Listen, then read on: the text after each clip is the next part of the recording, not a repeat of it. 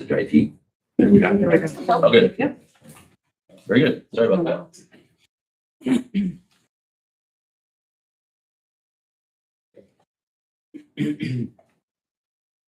Three things I want to mention. First, 30025, offer council. We requested 60 at the time. Now specifically for the Chin's cases of children in youth services. However, Page one for him. I just like get on the right page that way. I can make the correct notes.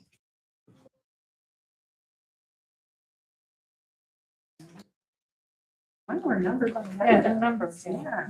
Lower right. Oh, there's there.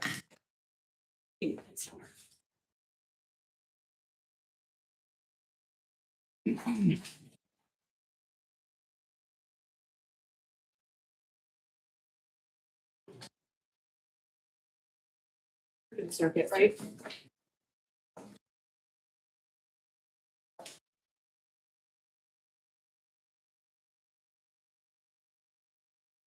What? 17. 18. Yeah, there you go. I'm with you now. Sorry. so you can note that the request is for 60,000, only asking for 20,000. The reason being ED contracts are going to start assuming those kids' appointments. So that's going to be a good percentage of it. However, we still need 20 specifically for two reasons. One, appeals.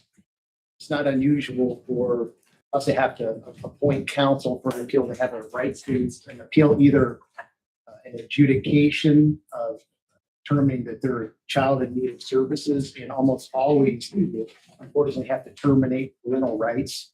It's almost always going to be an appeal. We have several of those here. The other basis for needing 20,000 is sometimes there are conflicts. You have multiple parties involved, maybe different sets of parents and multiple children, and perhaps just not enough PDs to go around, or a public defender as common as maybe represented one of the parents in something else, and there may be some type of conflict. So for that reason, sometimes we have to go outside of our public defender pool and appoint somebody else to take those cases. The other thing I wanted to point out is medical services. I believe that's your line 30303. So we're requesting that be increased to 10,000. I believe it was 5,000 last year. The reason being, Circuit Court is going to get criminal cases back as of the first of the year, and that is where the lion's share of that those medical services come from, are the criminal cases. So what does that mean specifically? If somebody files a notice of insanity, or if there's a request for a competency evaluation, which Judge B would be able to attest that that's fairly common. So that definitely is going to increase. So that's why the 10,000 request. And then the last thing I'll mention, the lines 31,200 travel, lines 38,300 continuing education, asking for 2,500 in each of those. So I believe we had approximately 3,500 last year, and we are pretty much just about through that amount. And I can say that I have at least 2 more trainings that I have to go to, and the staff has at least 1 a year. So yeah, we pretty much made our way through that amount.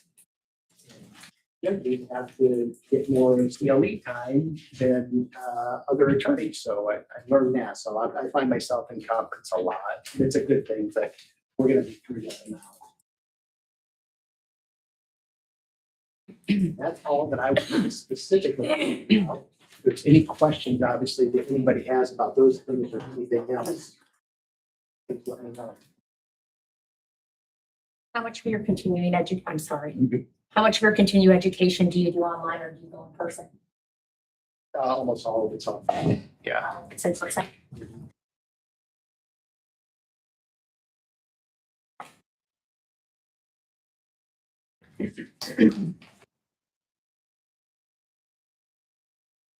Thank you. All right. Thank you, everyone. Have a great day. Good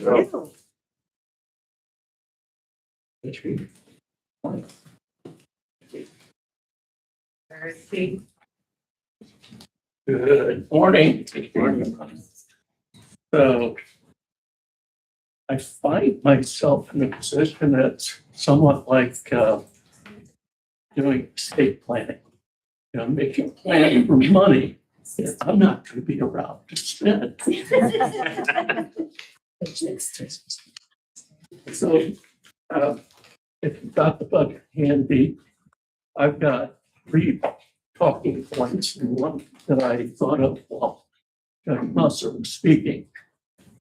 And that is under equipment maintenance. We're taking over a proportionate share of the new FTR technology. There's an annual cost to that. That's point A. Point B.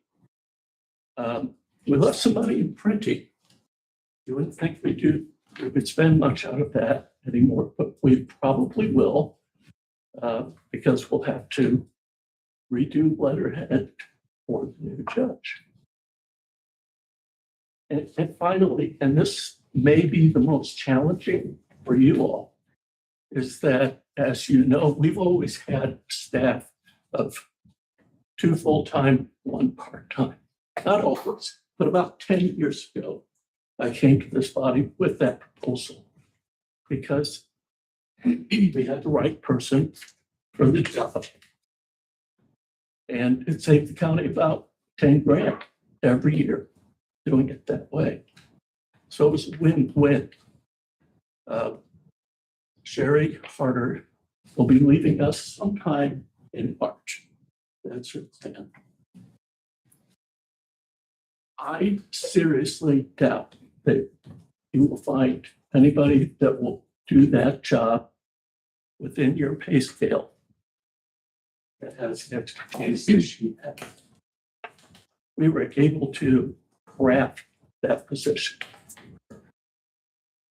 And it, as I said, it worked out great until suddenly next March it won't. So we wrote it up the way we've written it up the last 10 years, which you're going to see. But if you decide you want to recreate that 3rd position, effective prorated March or April 1, that would be fine.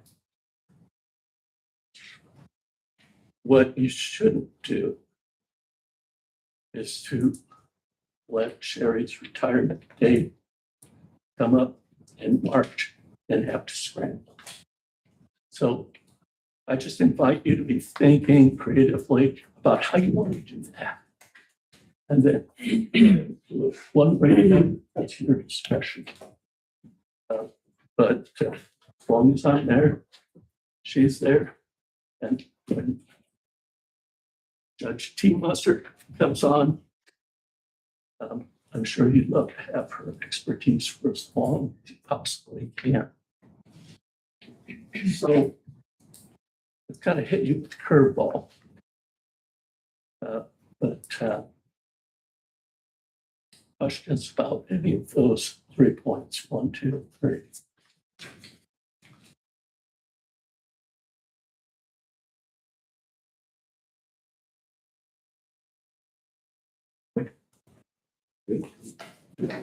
And because I'm a good listener, I would invite you to place our continuing education budget in line with what circuit courts continue budget will be.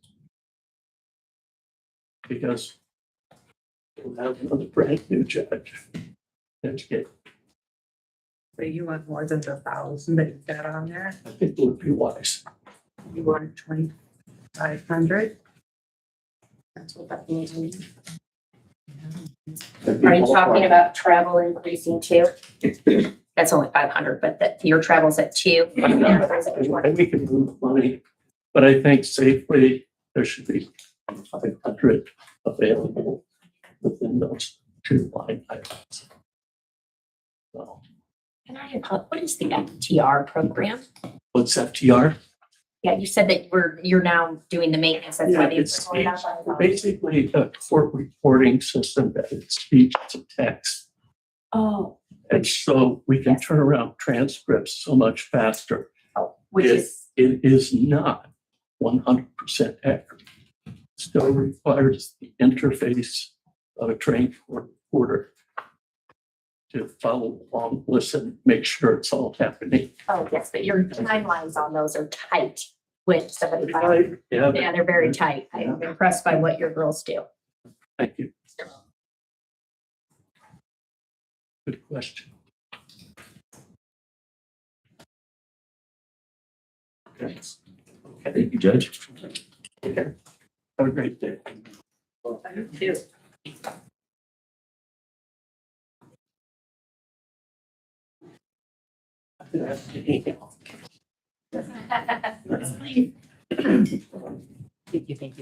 you. So It's more. Any corrections? Jody, Todd? They're not in here? Oh. That's right. Morning. Morning. So I think you have all received a copy of the NICC request, but I would like to take the opportunity to formally read it aloud at this time. As many of you are aware, the Indiana Department of Corrections has implemented significant funding reductions for community corrections programs across the state. Northeast Indiana Community Corrections experienced substantial funding cuts in both 2026 and 2027. In response to the 2026 reduction, we made difficult staffing cuts. An additional 13% reduction in 2027 has left NICC unable to sustain operation of the work release program without local support. Today, we are requesting an appropriation of $222,817 from Steuben County to ensure that community corrections work release facility can continue serving our community. The work release facility provides structured supervision for individuals transitioning from the Department of Corrections, as well as higher risk participants who require increased accountability and support. Through a variety of evidence-based practices, community corrections helps participants successfully reintegrate into society. These proven approaches have consistently demonstrated their effectiveness in reducing recidivism and improving public safety. NICC provides comprehensive services that address the factors most closely linked to successful reentry, including mental health treatment, substance use treatment, employment readiness, cognitive behavior programming, and case management. Our goal is not only to reduce recidivism, but to also help participants become productive, law-abiding citizens and valued members of the Steuben County workforce. Community corrections is an investment in public safety, physical responsibility, and the future of our community. By helping individuals successfully transition back into society, we reduce the cost associated with incarceration while strengthening our local workforce and supporting healthier families. Today, we are respectfully asking for your support and partnership by approving this funding request. Your investment will allow community corrections to keep the work release doors open and continue providing these essential services for the residents of Steuben County.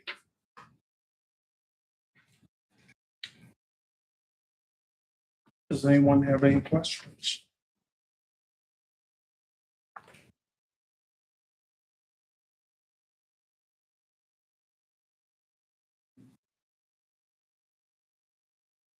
We'll take a look at this request and we'll get our numbers in front of us for budgets. Thank you very much.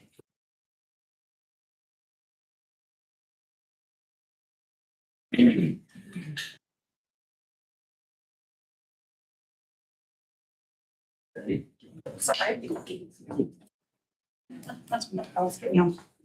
Pam, I think. Oh, I'm sorry. My eyes are kaleidoscoping on me today, so I apologize. Sorry about that. And you're up. Good morning. There's just a few things in my budget that I want to go over this morning, and they're all out of county general. Give me one.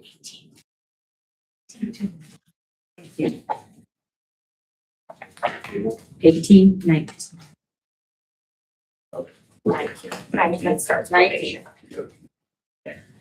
The first request is I'm requesting $5,000 in overtime. Historically, we've received $100. We've been in discussions with the sheriff's department, and they may be wanting us to take over running our own criminal histories. We currently have 2 people on our staff that are certified to run them because they used to work for communications.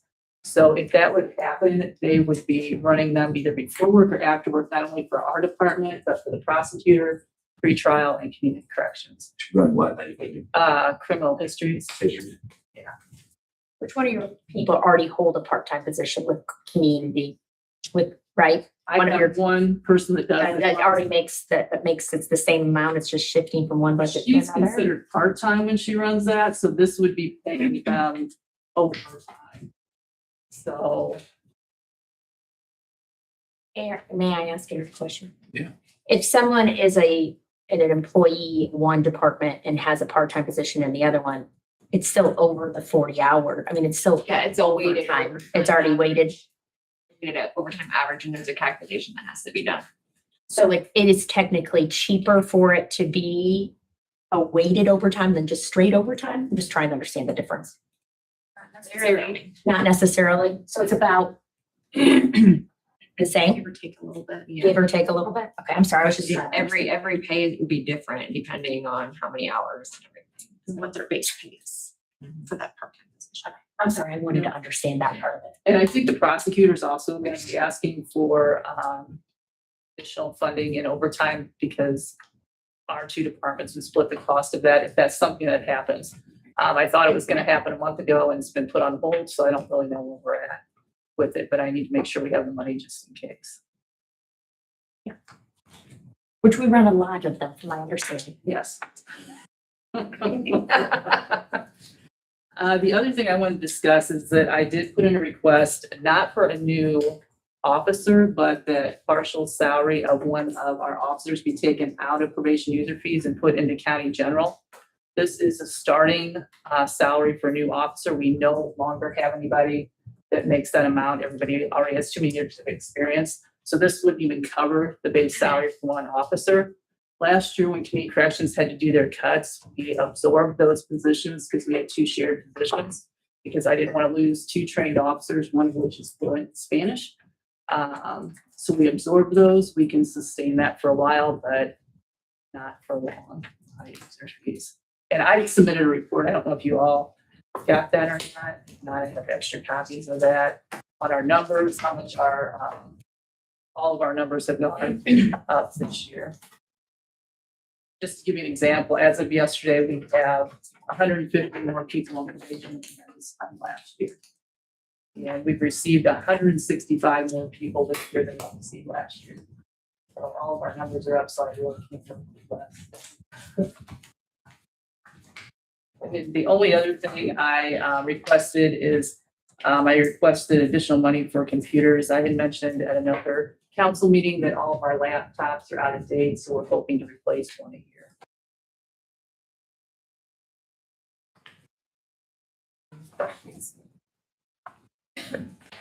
Things in the user fee budgets are about the same. I calculated salaries in there in case you are not able to pick up that partial salary.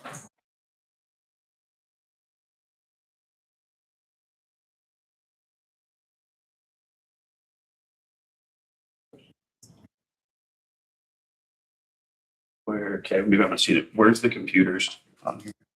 It's in county general under. Money plan line. Okay. I think I usually get 1,000, I ask for 2,000. Yeah. 40500.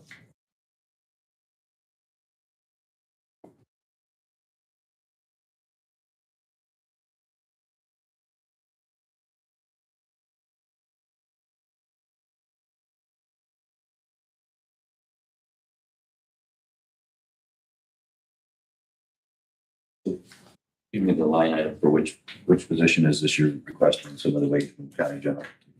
I requested it as a new line item. I think it's 10101, because she wasn't receiving any of her salary out of county general. All of it was coming out of user fees, so it is a new line item request. I didn't see it at first either.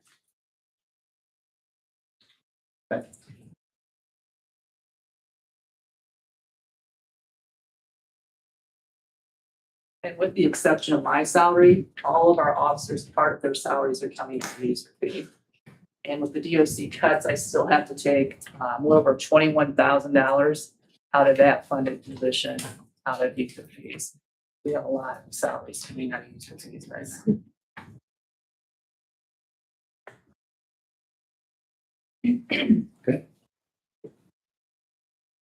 Anything else? You don't get, how much is any part of any salary, any of it come from the state? Except for the DOC funding. But do any of your salaries actually come out of the DOC money? Just one partial officer right now. Because 2 years ago, we got that cut by almost $13,000. Yeah, I'm really hoping that there's talk that they're going to correct DOC funding at the beginning of the year. Yeah, and I'm going to a meeting next week, so I'm hoping that. They came up with a budget. But supposedly there's supposed to be good news from the governor's office.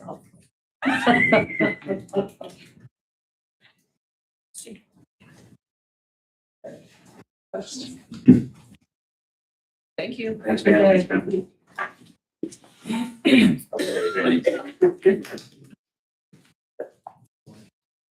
Morning, Council. I am here this morning to request appropriation for our JDAI 2027 grant. We put in for $7,544.07 for implementation funds and $57,410 for programming funds for our juvenile programming.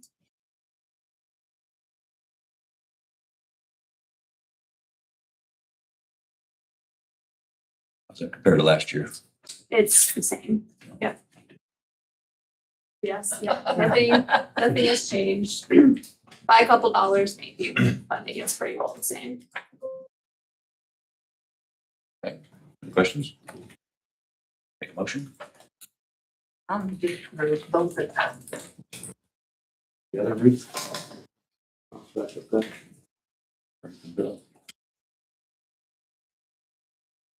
Okay, let's stay raise your hand.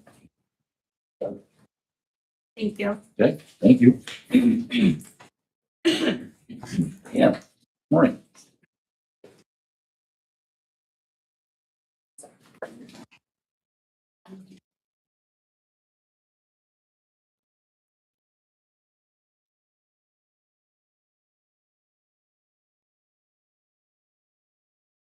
Good morning. Morning. So mine is for a fund transfer request. You see my chief deputy has been on medical leave for 7 weeks. I anticipate she's going to be gone probably another 2 before she's even full-time. We've been blessed, Andrew, who was with us for the Pathways program for all last year, or school year, was able to stay this summer. You do have an opportunity to like, he's leaving Friday. So I was able to shift within the budget and move this into our part-time in November, depending on how tax payments roll. I may be before the council, but right now we're anticipating not and using what I have within the budget.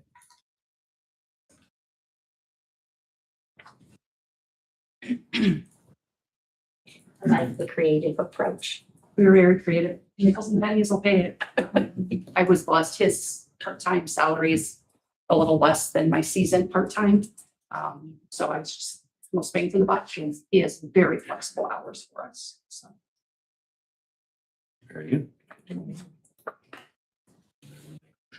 I'll make a motion to approve the funding transfer out of 1,000, the 4 lines, into 1,14100 part-time in the amount of $2,009.16. I'll second that. Okay. Comments, questions? Those in favor, raise your right hand. So, So for the budget request for this year, the only difference was $200 additional travel. I have a true advocate on training. So if it is available, it does, there's no conflicts, I will. Possible.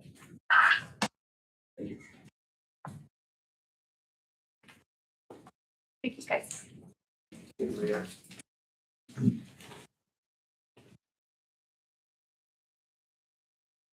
Thank you.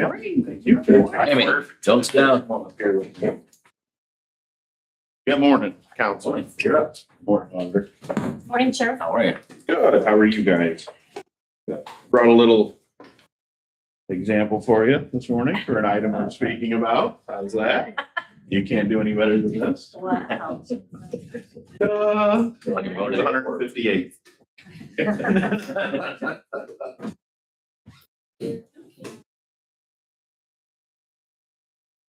Okay, so first item, I've got Captain Huffnagel, First Sergeant Emmerich, and Kelly with me from the office, in case we have any questions. particularly. First item is the body scanner. The Intercept 84. This is what you got. We have requested current additional appropriation for the purchase of. But if you notice also in the budget for next year, we have requested in the budget as well the cost of the item. Seems to be an ongoing thing, number of years we could use this.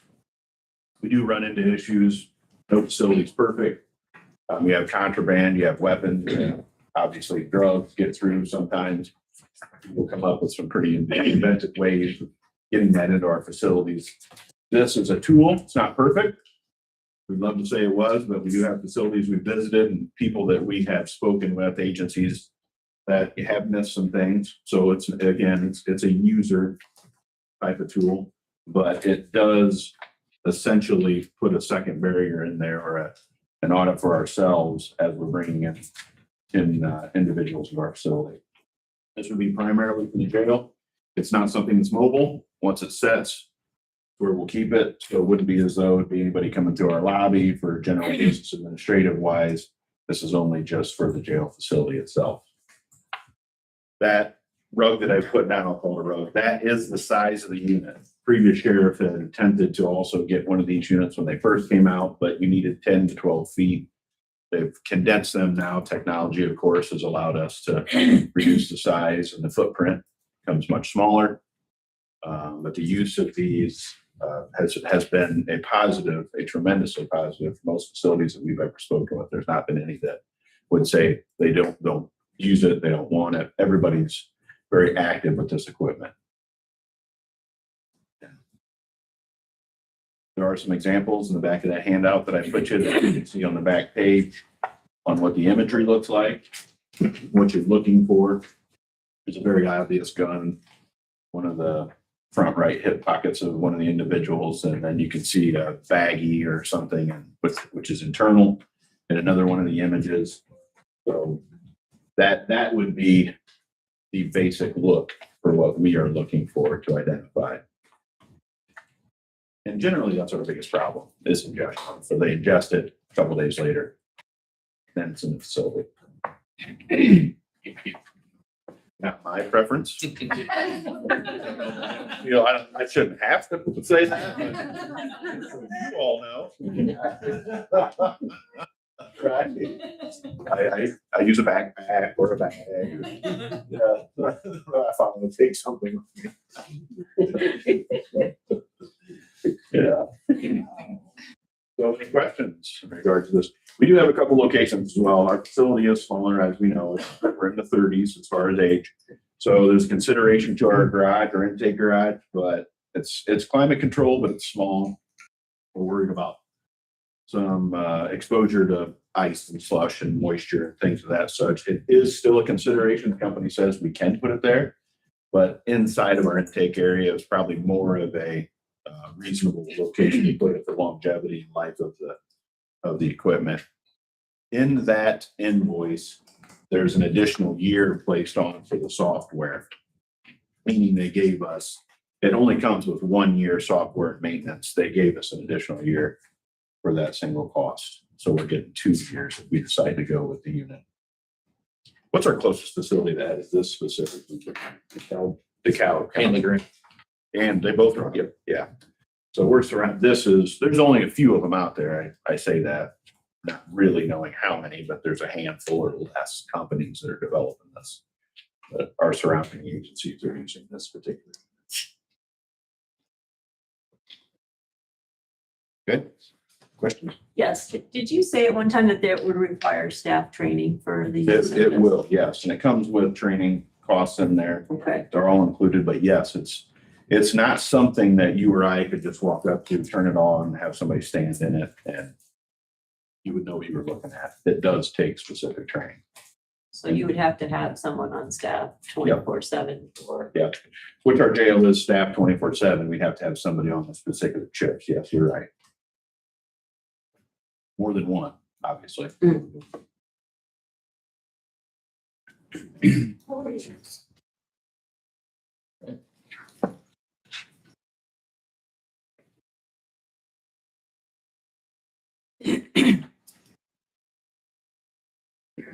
Options on funding.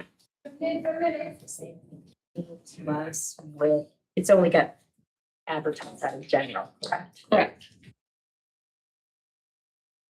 So we're advertising there, so we're good, whatever we can do. I don't talking to commissioners, don't assume that we're not gonna run into more capital projects over there, so. Yeah, we did discuss that, I did discuss that with the commissioners and also the opioid funding. We've not received our payment this year for opioid funding. We have a minimal amount in that account. I think we're roughly 24,000 with the unrestricted funds, but there is some funding in there. My question is, why did we look at, this isn't for test session. My question is, why did we look at lit public safety? It's healthy, it looks projected to continue to be healthy and then not have the hit in general.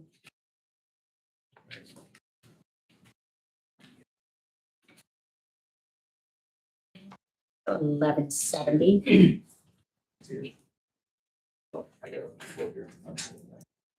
Yeah, that's what I struggled inside the new software to find it. So I just pulled up our last monthly.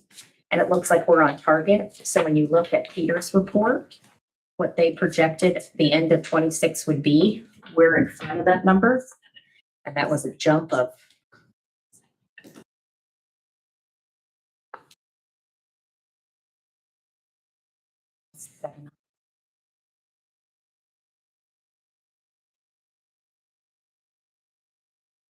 so here to here. And we're No, it's 25 and 26. right, and then 26 to 27. But we hit the number that we thought we're above there's just lots of room there. That wouldn't hurt general, because I know there's another big ask coming out of general. Just a thought. No, it's last month when they took a straw vote on this, we didn't have it advertised. It's 11/7. 1174. Yeah, change it, look at it. No, 1174 doesn't have any. No. any I brand. don't care. I thought we had Yeah. talked about lit Yeah. as being a possibility. Our straw vote, I apologize. Commissioner Howard? First of all, just so you know, we did get notification regarding the distribution of the opioid funds. That looks like 833197 in restricted, 340849 in unrestricted. Is what we were notified as our receipt on those. 34,000 unrestricted. 3,400. So restricted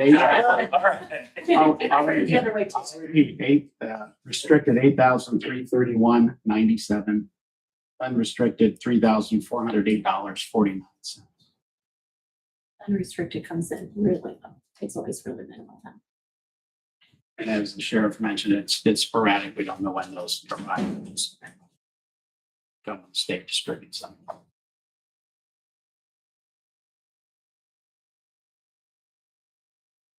We tried to stay away from public safety because most of that is absorbed for wages typically. That's what council was doing. Right. So I kind of left that alone.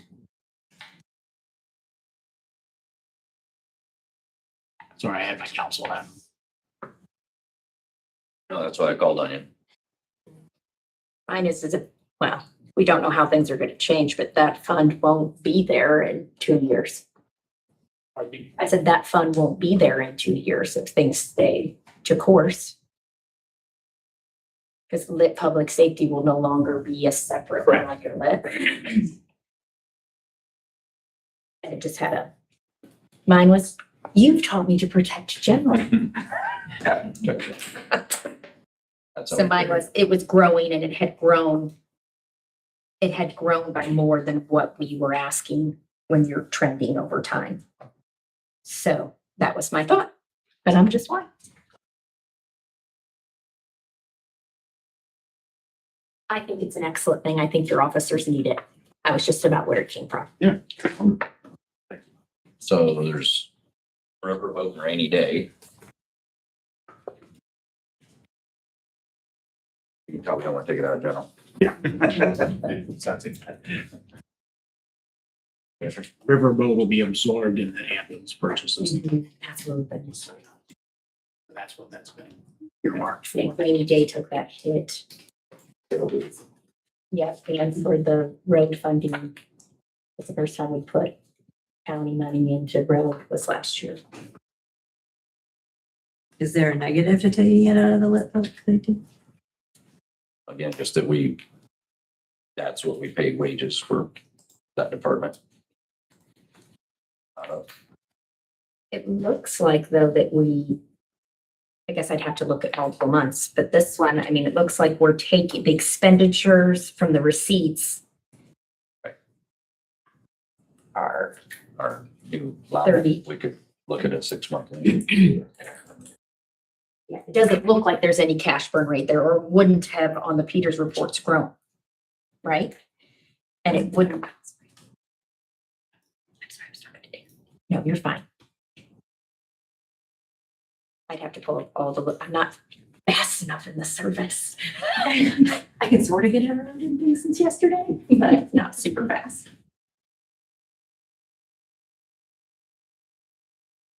So if we funded this out of general for now, could we, after budgets, when we get a real good eyeball on cash burn for use of that lit public safety, we reimburse it out of that? Can't commingle funds.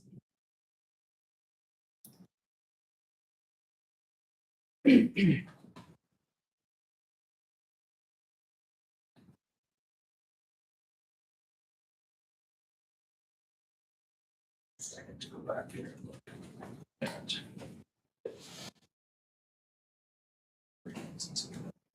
I went to last month.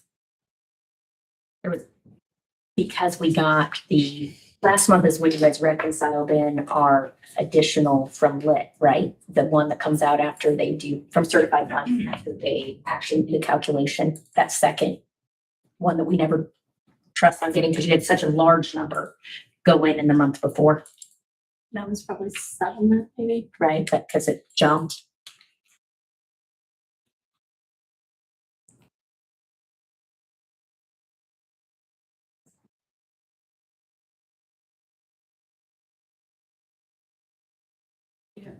He's ready. Yeah. Yes, sorry, they were not gonna ask. Actually, I just go behind. We just like to make you stand up. Yeah, I'll sit down.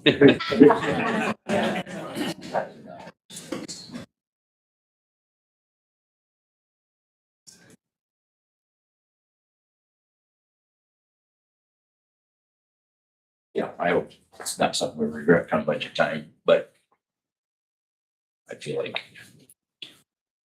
we'll be okay. So it's a normal one. Yes.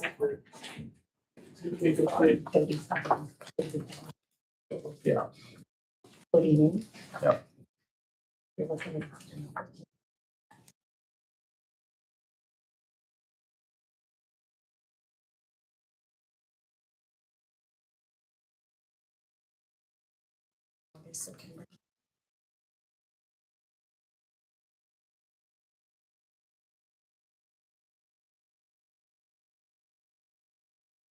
Okay. Bless you. Bless you. Sounds like we ruled it down to general or 1170. Take care to make a motion. You do 1170, I'll have to advertise next month, just so you know. Okay, you can't pay anything until you're invoiced anyways, right? We do have the invoice, I think, don't we? Yes, should So have. you have the invoice. Will it affect your cost? I don't believe so. They've been pretty, we've done, this is about our third attempt at narrowing down. They've held the cost for us. So no, I don't believe so. That'd be my best answer. What was the ongoing cost again in the budget for that stuff? I don't believe we had one for 27 and 28. It would be 11,500. I get that. $11,341. Because we got an additional year. So 27 would not see an increase for a maintenance or a software requirement, but 28 would. I thought you said you had something in the 27 budget for this. Is that just for training and stuff? Included. That's all included in the purchase. That cost you see there includes on training, initial setup, software, the additional year of software and maintenance. And So the whole thing It's for all in 27 is all it's all there. in there. Yep. You're 159.9, yeah.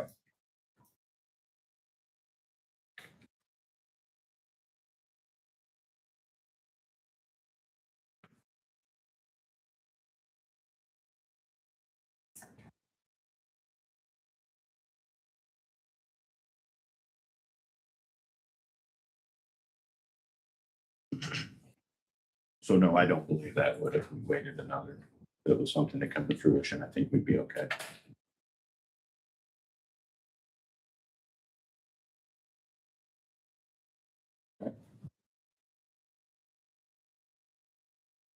Oh, and we're also taking the pension, the next one. They're both potentially out of 1170.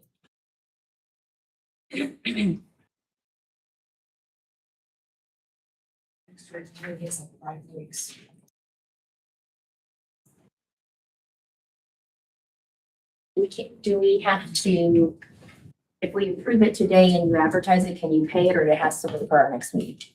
I have an invoice, I'll let it paid out of cycle.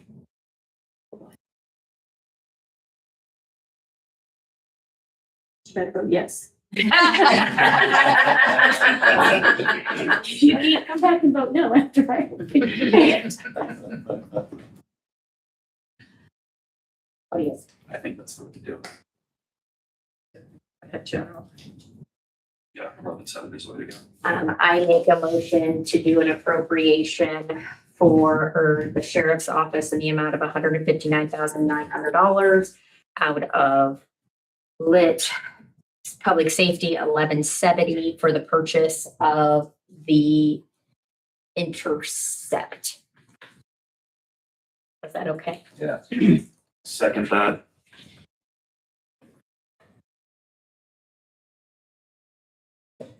Comments or questions? Okay, raise your right hand. 7. Thank you. Thank you. Once we get it in, you can feel free to come over and I would.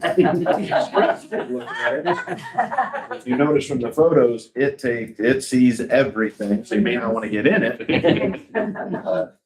There you go. Thank you. That's that. About something that makes our confinement. Yes, absolutely. What an addition to our facility. Thank you, everyone, for that. Huge. My second item is the pension plan fees. That's a fee statement there. If you remember, just for those who aren't aware, a couple years ago, we started doing this. We noticed that the option is we can just have that those funds reduced from the actual pension plan and they'll just pay it out of our pension. Or we can come and ask for an additional and have council purchase that for us, and then it doesn't reduce the pension. Those little changes that we've made through the years are huge. This year's 10-year funding number is down, which is the highest number that we can put in, is down $25,000 from last year's 10-year number. Now, I realize it has a lot to do with stock market things also as well, but we've been whittling away, almost paying down our debt on that, and a reflection of 25,000 additionally between last year and this year, but almost over 80,000 in the 15-year plan. And a few years ago, 15 years was the highest rated that we could put in. They changed it on us. But if you look at the 15-year number, we've whittled down, we're close to 100,000 that we've taken down. So kudos to everybody for working together and getting that accomplished in these little ways. We just didn't know that was occurring on the backside. I think with everybody's eyes on it, makes a big difference. Yeah. Good deal. That's 1170 again.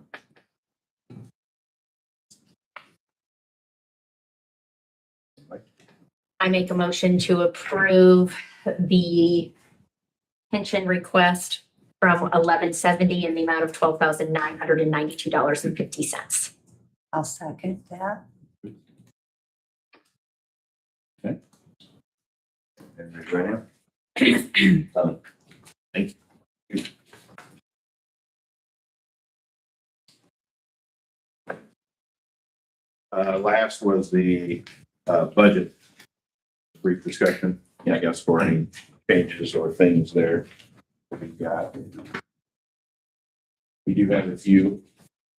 I have multiple pages for the sheriff. As he's talking, I'll just pass them on down because I don't know where he's going to go. This was just documentation, supporting documentation that was going to be part of his budget.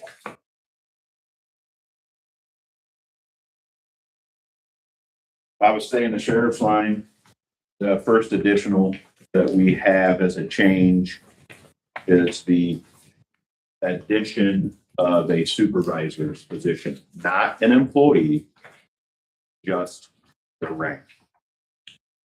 So we're looking for a corporals, adding an additional corporal for next year's structure in the patrol side. That would give us 3 corporals. Additionally, costing us, $5,644. so that would be an increase of 5,000 in that line. Again, we're not adding an employee to that, just the rank. Looking to the future and what those needs may be or what the future would like to see. That would be a request of an implementation if we could do so.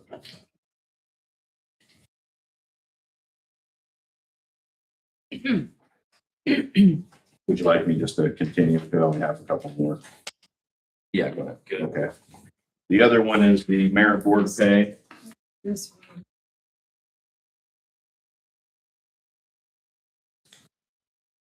Okay, the other addition is the merit board pay. Currently it's $800 a year, moving that to 1,000. That's roughly bringing by our number of meetings and special executive sessions and bringing that to what we believe to be an average for most all other boards of $50 an hour for that. Ours usually lasting 1 to 2 hours per meeting.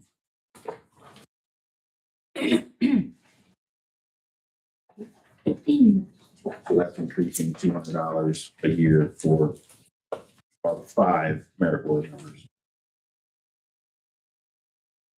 And then our specialty pay. Our specialty pay is currently at $350. That's for everybody who carries a certification. The certifications are agreed upon. We have a list that the council has there. Everything from an instructor of a specialty to a general instructor to a canine handler, SWAT team member. That's currently $350 a year for whatever certifications they carry. We are requesting an increase to $500 each a year.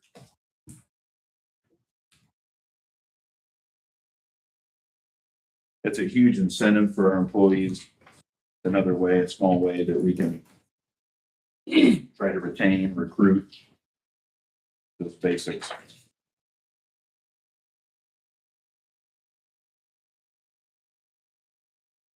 We would also ask that the specialty pay be increased on the jail side as well, and it's the same cost, $350 to $500.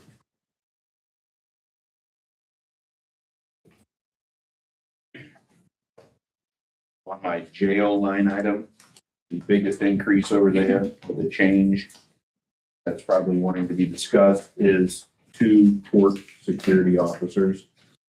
I had a meeting with the judges earlier in the year, I shouldn't say earlier, probably 3 months ago. The functionality of the courtroom and the building, how things are set up over there. Initially, when we built the courthouse, we were asking for X number of officers, how we believed it would need to be ran. We've been trying with the 2 we have and trying to put one out of the jail in there. It's been very difficult, and Judge Steve was one that approached me personally and asked for a way that we could figure out a better way to move inmates, attorney visits. We have a wonderful facility over there. It's set up great. It's wonderful. The issue is that it's just distance. So when an attorney wants to visit, that's in the basement. Our courtrooms are on the 2nd and 3rd floor. So we can't leave an inmate alone downstairs in a room without an officer present. And when that inmate is called to the courtroom, we need somebody to transport them. Well, if there's other inmates that are down there, which are also visiting, which has been wonderful, don't get me wrong, we can't leave those as well. So we need a person. We are down a couple. So I have included letters of support from both Judge Fee and Judge Musser in regards to this for their request. And that's where the 2 additional, that's where that comes from. Is the fact that is identified as a inconvenience, and sometimes, and I won't say a lot of times it's our fault or that not enough. We do have other circumstances where a judge comes in late, or I'm sorry, an attorney comes in late, wants to see their client. So it changes the schedule, and the schedule runs how the schedule runs. As an example, we had 16 or 19 in this weekend for Monday court. So we're moving a lot of people. Some are in video court, some need to be present. Then you have civil court going as well. So there's a lot of moving and shaking throughout the day. Now, it's not every day, 8 hours a day. I won't stand and tell you that either. But there is a need. Nowadays. So for your consideration, please.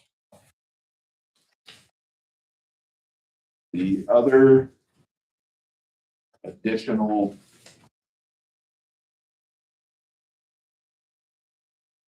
were just 2 software maintenance, of course, the software maintenance stuff. We have one for a jail classification system, and the other one was for a new policy company that we're going with. I have come up with the funding to purchase this policy and procedures manual. Basically, it loads it on a phone. There's a lot of advantages to it for the officers. They have direct connect to it. They don't have to go to a computer and look it up. They'll be able to load an app. They'll be able to communicate through it. There's some wellness stuff within it as well, but it's supported by the Indiana Sheriff's Association, so it's very geared towards sheriffs and sheriff's offices. It's a fantastic program. I've come up with funding to purchase it. However, there is like the other policies that we have, it's roughly the same amount yearly cost. So that cost is in the budget for next year to continue. Out of which fund? I apologize. Your funds aren't all together like they This have. fund is, that was coming out of the software maintenance for Policy 360 and the jail classification system program. Policies 360 is general, the 0005, the sheriff budget. Professional contract, That's the location. What account number?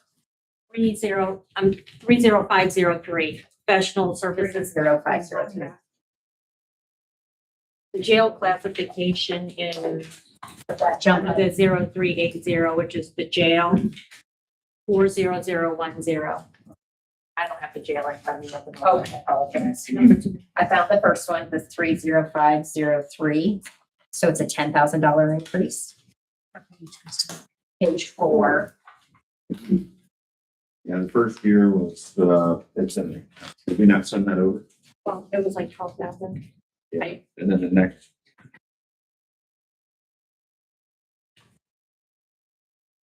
We submitted all of that.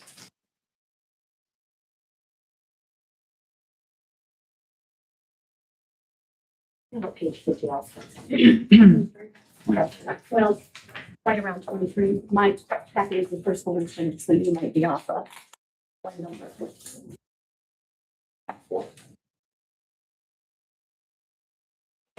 It's a 3-year program or contract, I'm sorry, for the policies and procedure portion. The jail, the classification system we run is just a year. But those we put in consideration of budget. The policies and procedures I've been paying for out of seizure funds for the past 6 or 7 years. And that's getting to where we can't sustain that. The 1 out of 380 is which account number? I'm sorry, I got to it. I just wanted to It's highlight. programming software maintenance 40010 for the jail classification.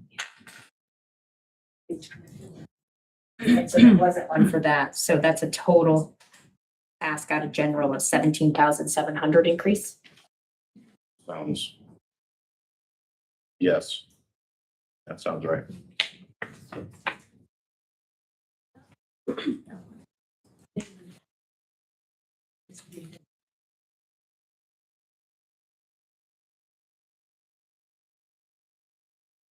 And you've been paying both of those out of your other. Out of my, yeah, Out of your out of seizure either my fees? commissioner or my commissary or seizure. Sometimes it's a combination of splitting it half and half, just trying to make it work.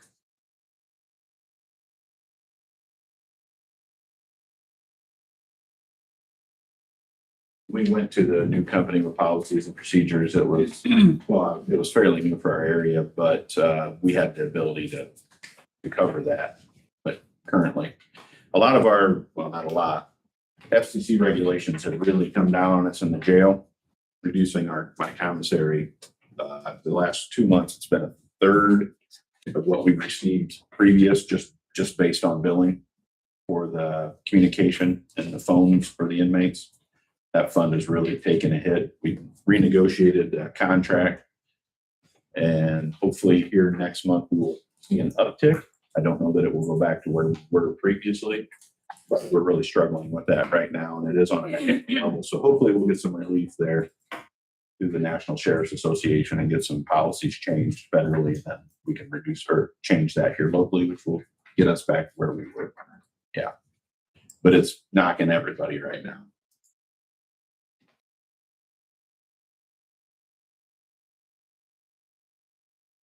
Yeah. I just wanted to. There's a lot of backstory to it.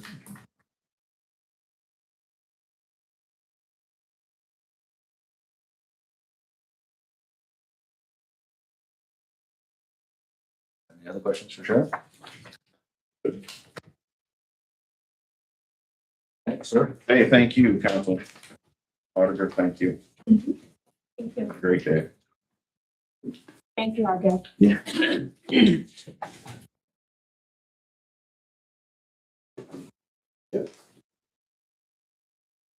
Morning.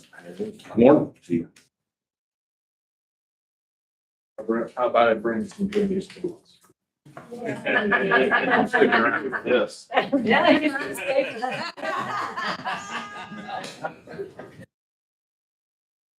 Okay. First piece of good news is the state has found a way through their own processes to make us whole on MVH gas tax revenue for 2026 in the 2026 calendar year. Finance. Kind of nice. Be nice if they make decisions like that before they go. Revenue. Just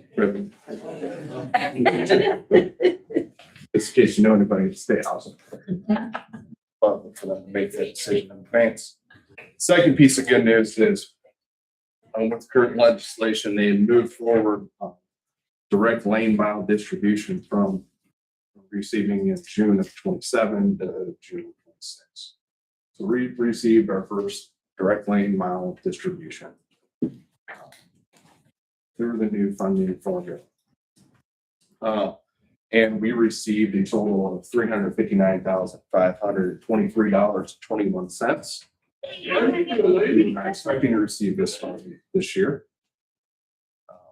Also, in the original guidance, we were expecting it to go directly into 1172 because all the guidance is it's the same use as 1172. But then when we received the funding, then we received additional guidance and we were forced to create Fund 1242. So it's a new fund. Now I'm up to 5. Taking track. Functions the exact same as 1172. So I'm before you today to ask for requests to appropriate $269,642.41 into a line item called road construction for 1242. This will help us go and fund a ditch closure along 200 North. It is a safety hazard. We've been working with the Drainage Board for 2 years now to get this project going. We're going to do a joint project. You know, if you're around this spring, you know, everything was flooded for months and, you know, we had to expend extra money. They had to expend extra money, things that we were not project because it was flooded everywhere. You know, so we still have our half of the project funds. They don't. So I'll fund that. We'll just pay for the project. Closes a safety issue along 200 North, fixes the ditch, fixes a roadway safety issue. That is a concern. It should be a priority project. Try to fix as much other stuff that pops up throughout the course of the year, because when it rains here, it's decided it's just going to flood. And it's not going to rain for long, and then it's going to flood us. So.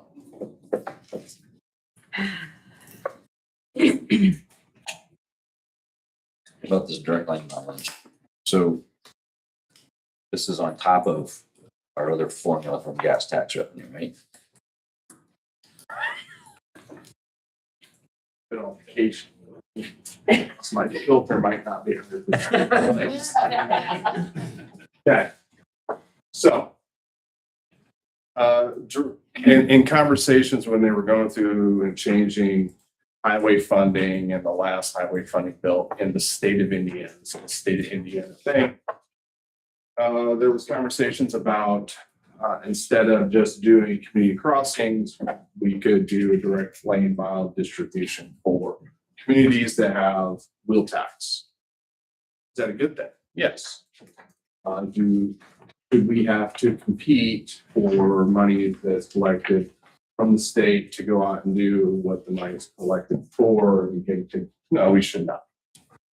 But if a caveat, if you have wheel tax, then your cap on community crossings is $1 million minus whatever direct lane distribution is. And if you don't have wheel tax, you can get a whole $1 million. It's not good policy.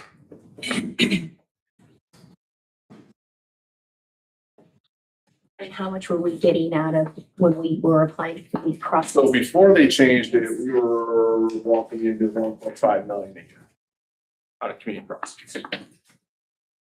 So they restructured it, told us it was better, and it's $500,000 less. But it is not better for the communities that have been doing what the state of Indiana has been telling them to do. For, let's see here, I've been doing this for 2 decades now. For 2 decades, the state of Indiana has been telling locals to get wheel taxes on their own issues. Now, they cut our funds for the ones who are doing it. Rewarded the communities who don't do it, because they can still get $1 million. And then we got to go compete for the additional to get up to. Now, I appreciate the direct funding, direct lane mileage. Personally, I think that's how it all should be. I don't think personally, community crossings, it's a lot of paperwork, a lot of work for NDOT, when they could just run it through a formula, hand us the money and let us go do our own jobs. They want to micromanage us. That's why we have community crossings. They don't like chip seal. Some roads just need chip seal. Some roads need more. It's not the same every year. Okay. Community crossings was set up to micromanage us, force us to pay more miles. Now, luckily for Steuben County, we had a lot of miles that just needed to pay. Still do. But we ended up with less money. And we're doing what the state told us to do. Whereas other communities who may not have wheel tax could end up with more money. It's competition for the money. It's not exactly policy in the direction of what we've been told we're supposed to be doing.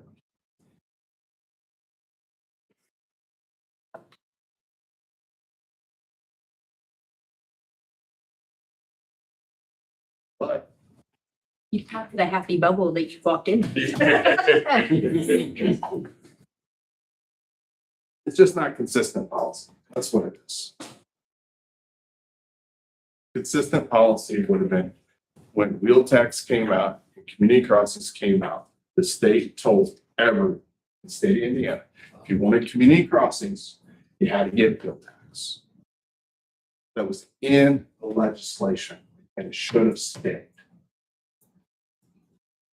And if it would have stayed, I'd have no problem with it.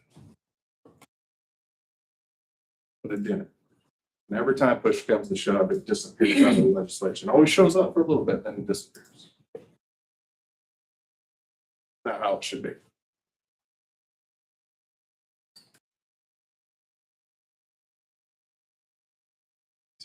Thank you. Pretty much what I thought we were gonna feel about this. All right. So, let's tackle the new request. 42. It's just the appropriation. It's an appropriation request. Great, that's all right. I can make that motion. I'll make a motion to appropriate $269,642.41 into Fund 1242 for road construction. Sorry. All right. Questions? Everybody raise your right hand. Thank you. Thank you. Budget request information. No more happy. Smile. You guys want to start with, Fund 1135? Yep. Roughly 31. I think we ended it on 33. 32, right in the middle. For you guys. Okay. Mhm. Thank you, Dr. Clark. Okay.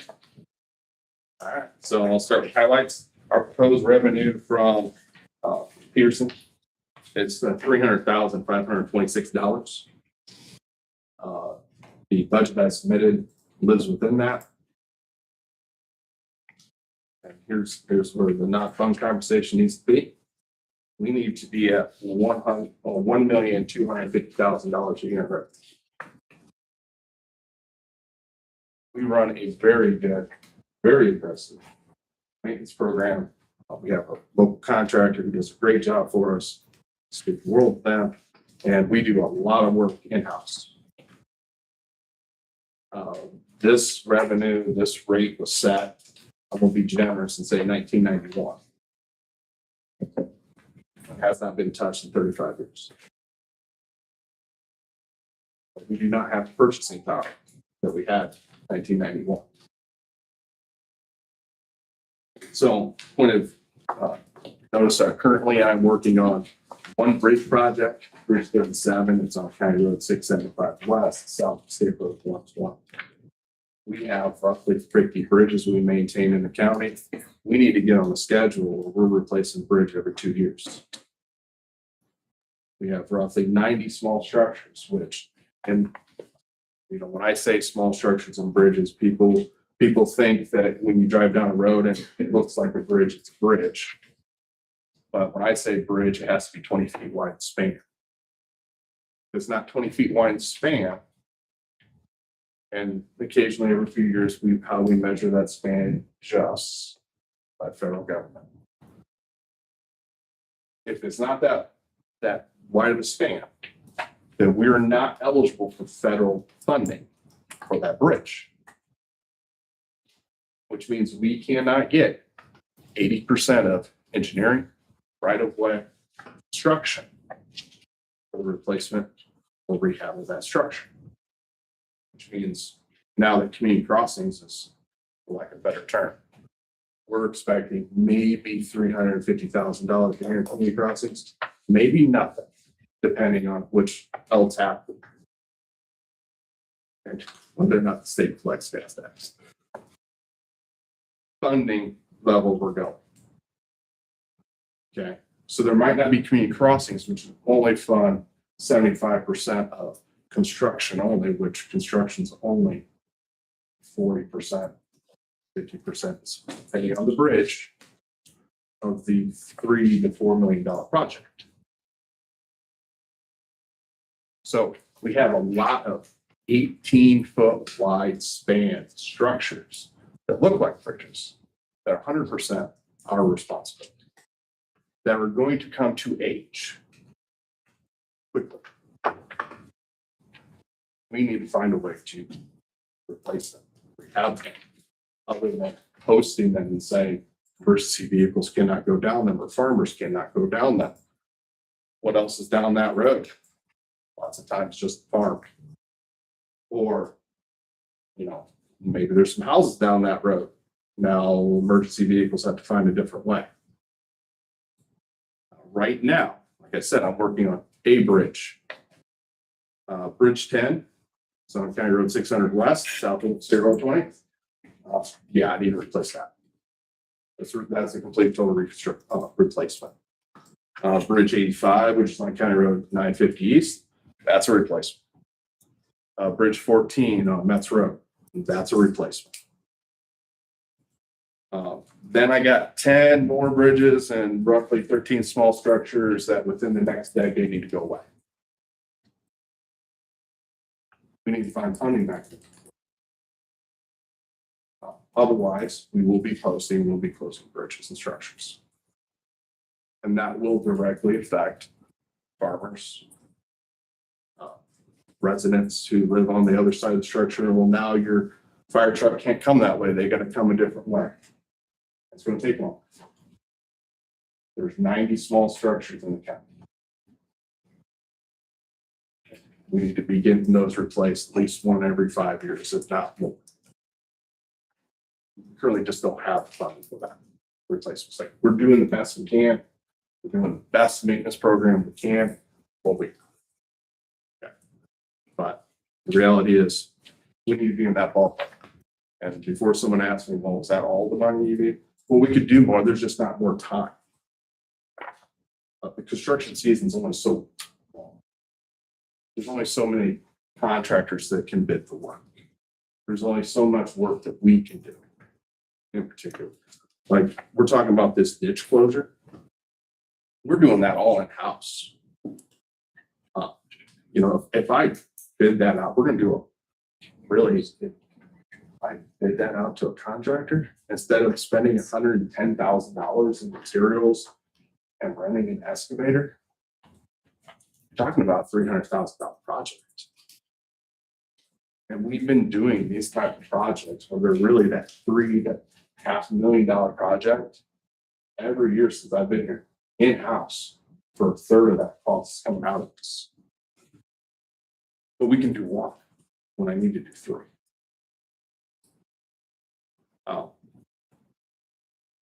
Other than that, everything else in Cambridge, what I put in there is under the projected revenue, but we need to have the honest conversation about where we're at. To your point, and because we've never discussed this before, I honestly don't know the answer to it, but is that a rate that we can raise? Yes, Cambridge is set by county council. But what parameters does the state have on what we can do there? I don't. We're gonna look into that. I just talked to the I auditor. don't think it's overly complicated. I think it's, you guys can set the rate, say this is what you want the rate to be. And you can go right through. I mean, I know you have to do more than one rate. But, and you couldn't make it for this year. Obviously, you'd have to set it by a certain date this year to make it available for next year, which is why I put next year's budget as exactly what Peterson's projected revenue would be. And our new pretty books that were in there, page 164 shows you our rate for Cambridge compared to anyone else that is our size. You know, everything's in here. You will see that we are by far the lowest. We talked about it in the legislative meeting last Friday. Too, the only thing that you need to make sure is that we have a conversation with our commissioners too, because it's fume funds. So you just want to make sure that there's a balance is what I was told, which they're both very low. So all the information, the research I have is year old. I used the fact book from 2025. And just to reference the fact book from 2025, just look at counties that we're in the same population group with. Clinton County currently collects over $500,000 in Cambridge. Davies County collects 1.8 million. Gibson County collects 1.6 million. Greene County's over 400,000. Jasper County is 275,000. Jefferson County is over 900,000, almost $1 million. Steuben County are 300,000. Wabash County, a little over 400,000. Whitley County, 1.3 million. And of the rates, we have the lowest rate of counties in our size. Significantly.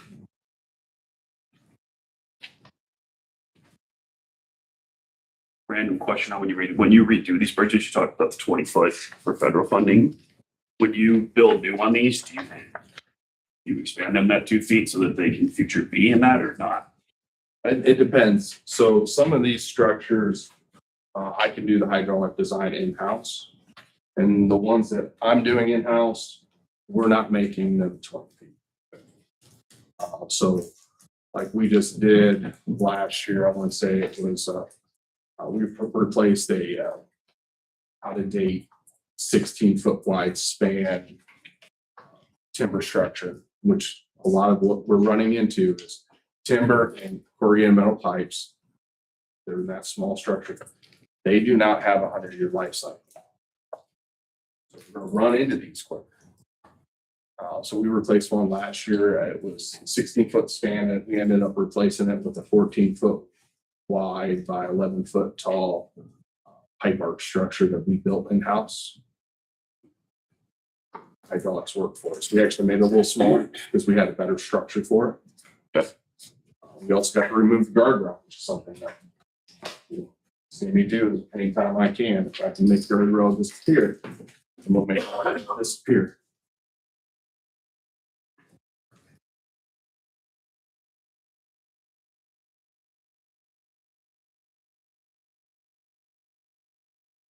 Other than that, Cambridge is pretty simple. I did adjust everything to reflect the proposed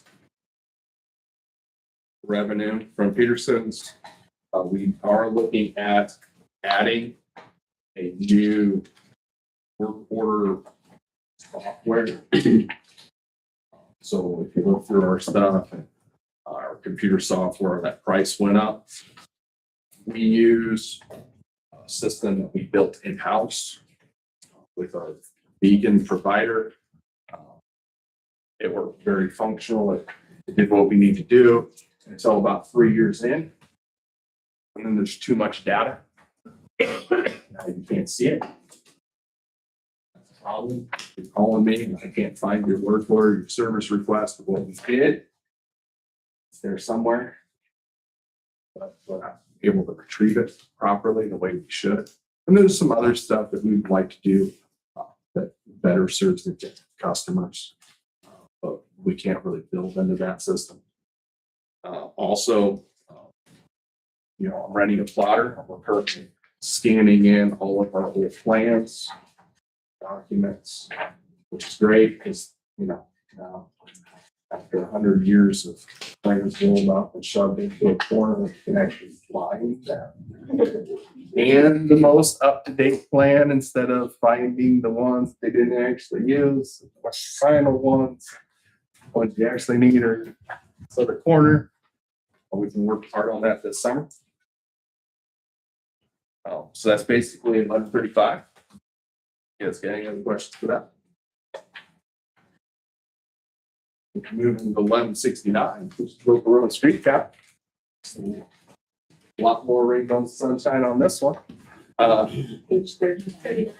we use this for funding our equipment replacement program and buying attachment materials. Our projected revenue is $682,000. We're within our proposed budget for this. And we changed how we're buying some of these bigger equipment. So we're on a payment plan for our payload. We have a single axle dump truck that we would like to replace and have as an emergency tree truck. That's in this budget. Or an emergency backup plow truck plus basically being our tree truck. And then the rest, I don't have a plan for. Why? Because I don't know what's going to break and everything's kind of right there in a good spot. I just have some money budgeted because when you use equipment, things break. And we're getting a lot more hours on equipment. That's 18 months. That's really good. So we're out there working, getting stuff done. So, unless you guys have any questions on 1176, not 1176, 1169, I'm done with that one.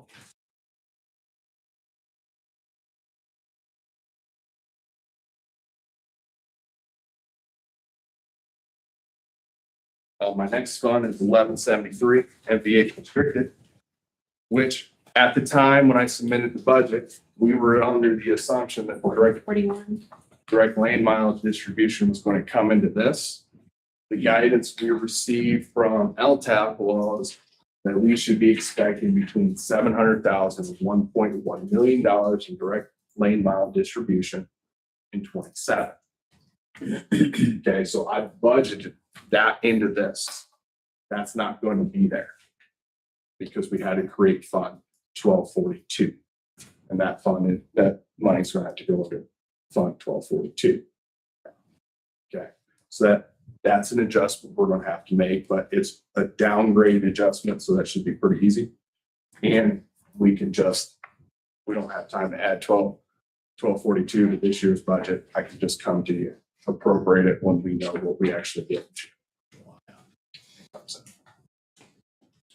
So what do we try to do with MVH restricted? MVH restricted is road construction. The first thing I target is roads that have accidents that are run off the road type accidents, things that you have to build to fix. So, which is 25% of our accidents. That's the majority of our severe injuries. That's the majority of our fatalities. Okay, so that's stuff we go through. Typically, those roads end up being community crossings matching grant projects, which next month I will be here asking for funding to go after this calls community crossings matching grant because they still have it. They're just going to only do it once a year in September. We know we got $335,000, so I can ask for $700,000. Okay, so we're going to request, my request to you and the commissioners would be to pay or repay Old 27 from Angola city limits to the town of Pleasant. Okay, that is by far one of our most accidented roads in the county. The accident types are super easy. People run off the road to the right. Why? Because the road has running, it has poor shoulders, it has poor striping, it has poor crossload, water sits on it, people get slick and they go off the road, driving too fast. Okay, the road doesn't forget. So we're looking to address those items in that construction when we get there, and also is how we fund all of our local road program. So I have a map with the draft for 2027 already done. If you want to see it sometime, I tried to make one, but I can't even read that anymore. It's too small. The doctor said I need readers. Okay. Welcome to the club. I said he was a liar.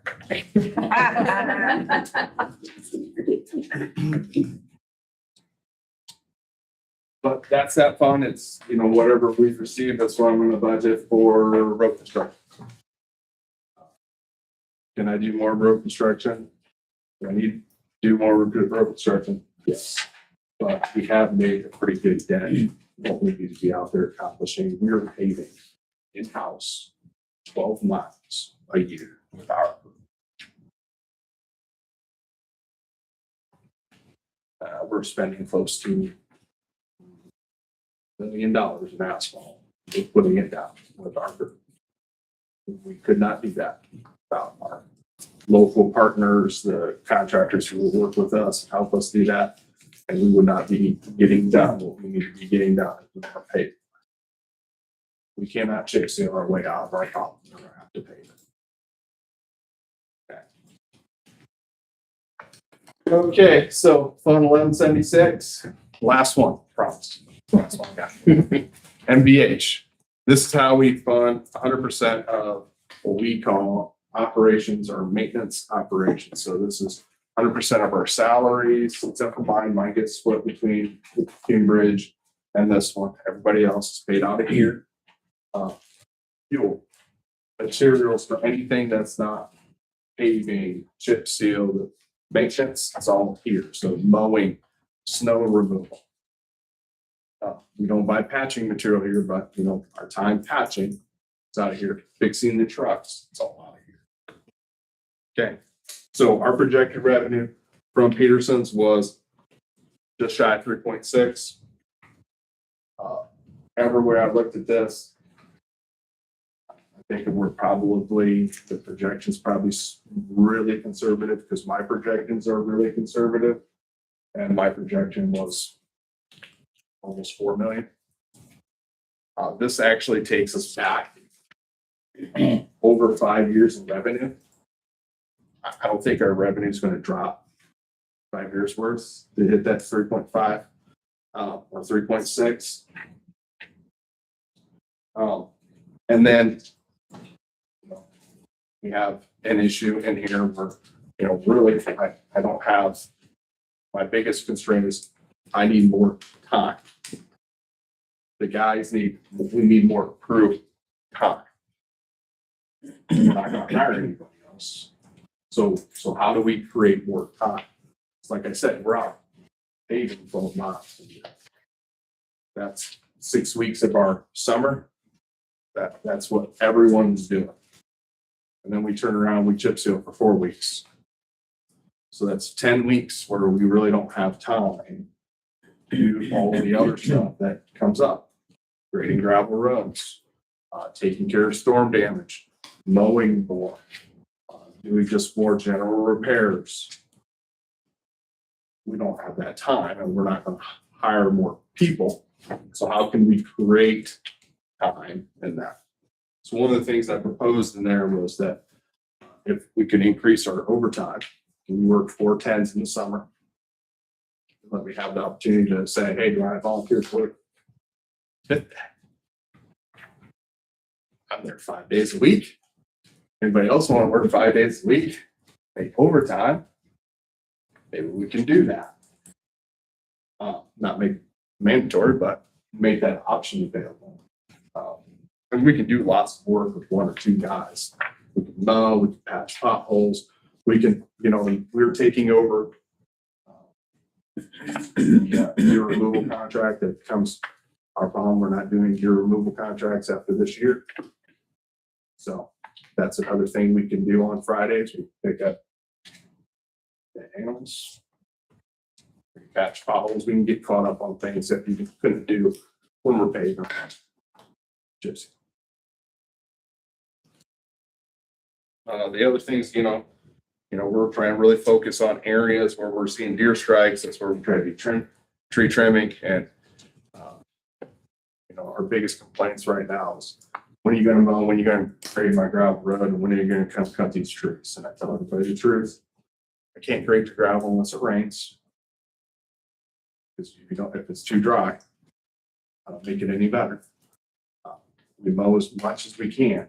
Our mowing program that we do in-house, light years ahead of what people do when they contract it. I know lots of counties, our size only mow twice a year. They contract it out, the mower show up, they show up, and mow everything once, they come back 3 or 4 months later, they mow everything. We're getting consistently 4 mows. Countywide. Some years are good years and you get 5 or 6. Some years are harder years and we just get the 4. Okay.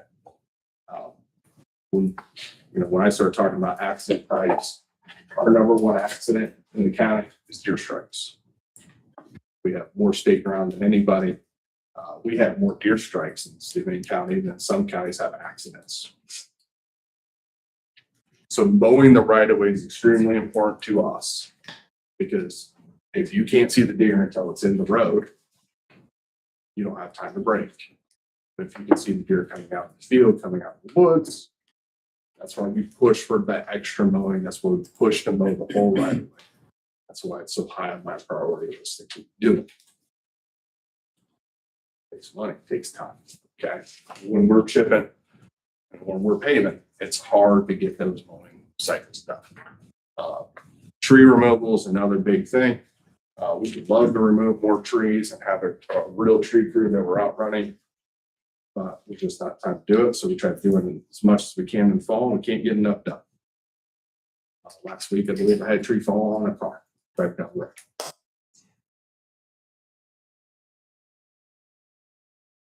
Like, do more tree work.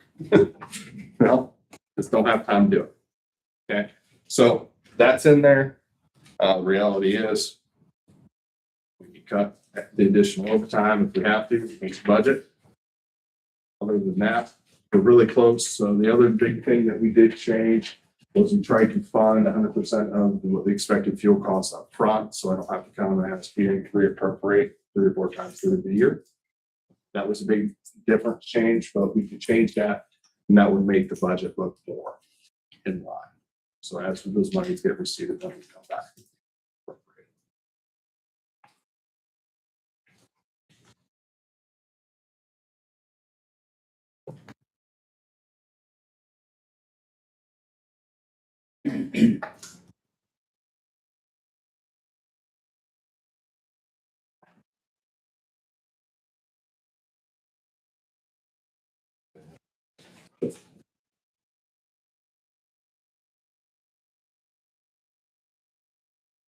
Good work.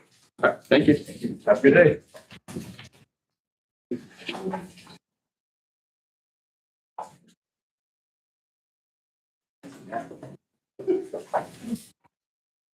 Yeah.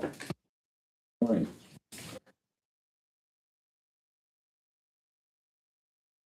We up now? Airport? Yes. Thank you.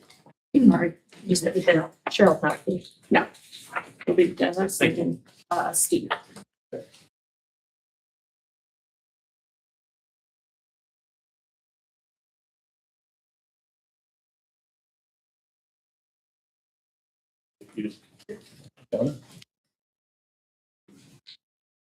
You mind, can I address all of you sitting down? Sure. Don't pull boldness out in December on Lake James. It's been brought to our attention, a new Indiana code law that is going to help out all the airports in Indiana with the revenue from fuel sales. So I want to thank everybody who was involved in our fuel tank process out there. The commissioners too. We're starting to make more money out there, which is a good thing. With that, it states that once we hit a certain limit of over 125%, those funds can be utilized back into airport improvement funds as per our attorney at the airport described to us. And that's what we were requesting. We went to the commissioners who approved us to come talk to you folks about it. So with that, we have a request for $42,500 that we gave the auditor and the commissioners in January at their one of their first meetings. The $42,500, we kind of talked about the new law, but we didn't really go into great detail. But we did say we might want it back. Well, we kind of want it back for airport improvements. We've got some mower equipment out there that's pretty old, and we got a lot of territory to mow out there. And what we would be doing is probably get a new battling mower, maybe the what do you call them, the zero turn radius mowers out there that we utilize around the hangars and the fence line and everything else. And that is our request. And we have a lot of fence out there now.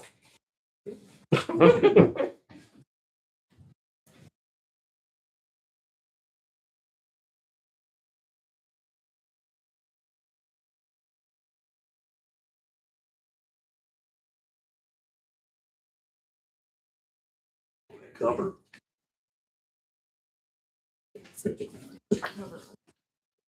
Right. Our current budget out there is the same as last year that we requested. We can live with that. The only thing that really goes up on any given year is our insurance fees. We're insuring more equipment or more structure cost or whatever. But so far, it's been enough money to cover all of our bills. On average, for the last many years that I've been appointed to the board, by our board, approved by the county commissioners, we've always given back on an average about $18,000 to $22,000 every given year. So your budget you give us is very, very adequate, and we thank you for that. But we did lose the $40,000 for the airport improvement fund. It's gone. It went down to zero this year. So with this new fund or this new law, we can save the entire people of Steuben County $40 grand a year by utilizing the profits we make off of our fuel sales out there. Which, like, right now, I think our board's pretty much agreed that if we keep $70,000 in this, the state calls it the rotary fund, we call it the fuel account. If we have 70 grand in there, we can always buy a semi-truck load of Jet A fuel and or 100 octane low lead avgas, which is our biggest seller, pretty much here at the Steuben County Airport. We're there right now. We've hit that goal. So any more monies over that can pretty much, we could use back into continuing to upgrade our hangars out there, our 2 old hangars that were probably built after World War II and that we were insulating out there. We had to insulate one and heat one for our last grant that we received from the FAA. And we've accommodated that. So we put our new SRE snow removal equipment that we received, and we just got it about 2 months ago. So we're looking good in that avenue right there. We just have other things to do out at the airport.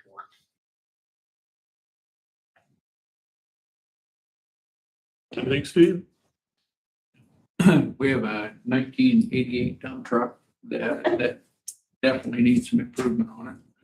We have a 0-turn mower that last year we couldn't even operate because of things that were going on with that. We just put an engine in, a Gator that's very, very old. And we could use the money to not only take care of those items, but also for building and maintenance. We need some work done on our Quonset hut and for finishing up work on our maintenance building. I do want to add here also that the state gave us an extra, how much money was that for the fuel tanks? It was from a grant. It's right there. So that money is in process to be paid back to the commissioners that we borrowed $300,000 to get those tanks, underground tanks removed and replaced. And tell me what's the last page of that pamphlet that I just. Oh, yeah, it's the NGC page I'm referring to. It's the last page. And the state gave us an extra $185,000, which we lucked out on. We were not counting on that.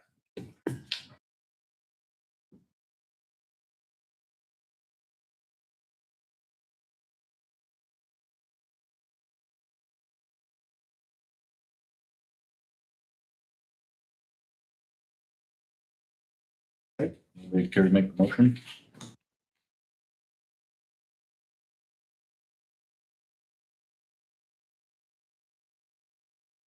I'd make a motion to approve the additional appropriation request for $42,500. I will second.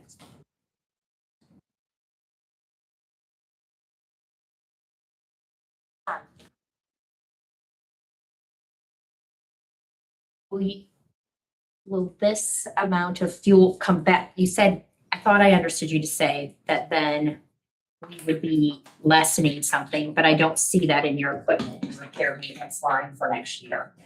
Which one is that? No, she's talking about the fuel sales money that we're getting back. Are you going to reduce it? So not going about reducing your equipment and maintenance because you're making it off of your fuel, but I still see that you have an equipment and repair maintenance line item for 32,000. We have to really look at the remainder of the fuel sales that we have until the end of the year, and then we could probably make that determination of how you could even, if you had to reduce a little bit more here or there or whatever, we could use our funds to fix our own equipment. You have so you're working on the projections of what you can make off of fuel, and then you rent out space too, correct? How much revenue do you guys make off of rentals out there? And does that stay inside your own fund or does that go into general? That goes to the auditor's office. Yeah, we don't utilize any of those funds. Anything we rent out there, lease out there, like the T hangars, we have 2 rows of T hangars out there. They pay us, we in turn turn it over to the auditor's office. We have the second largest hangar out there that we leased to another man that does maintenance out there. And all those funds go to the county. You have any idea what that revenue is? I was just curious. Currently, it's around $1,200 a month for the, Maintenance hangar. Maintenance hangar, or not maintenance hangar, because he wants it to. And, or excuse me, maintenance hangar, I apologize. Currently, it's about $1,200 a month. In some months in the wintertime, and that's what we're trying to improve. In some months in the wintertime, it's not even enough to cover the heat or the electricity in that building. So we're making changes to improve both the heat and the And installation. and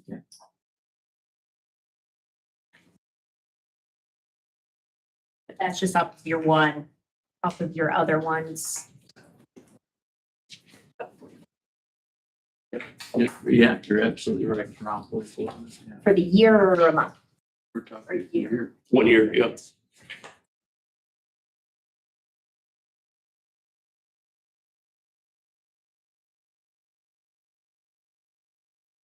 Any questions? Okay, all those in favor, raise your right hand. Done.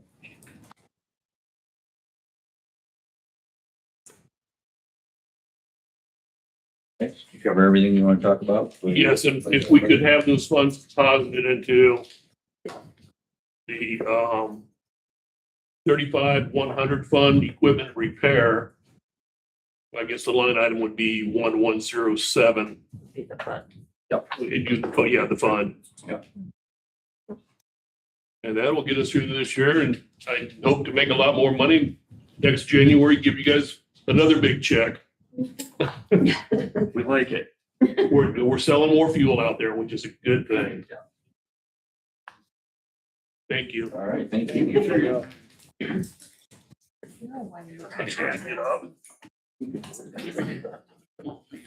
All right, goodness gracious. A quick break before we get into the auditors part of the thing. I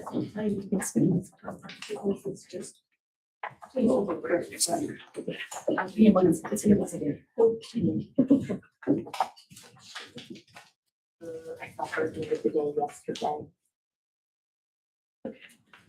Is that gonna be her mother-in-law? I'm just. Christina, are you borrowing? No.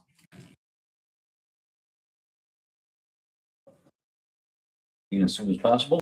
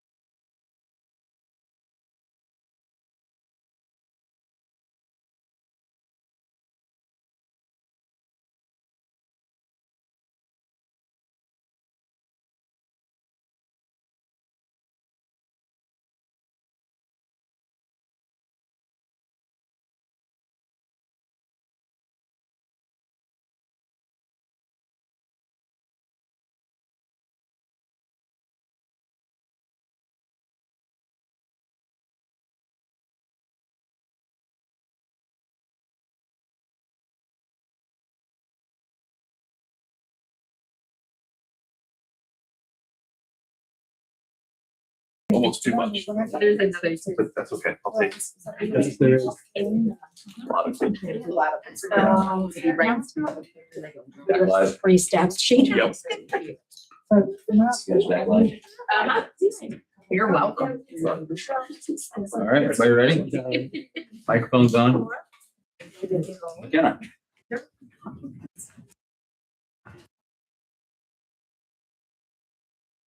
welcome. It's still. I might need it to run on stuff off my phone. So the first thing that I have, sorry, is an additional appropriation, and it is for Fund 8112.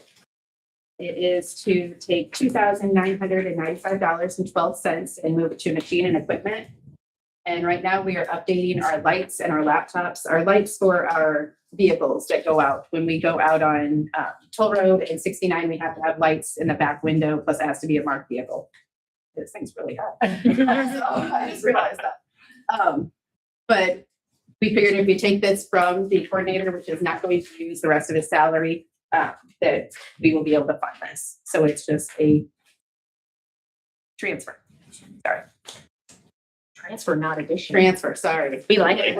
Yes. That makes us smile.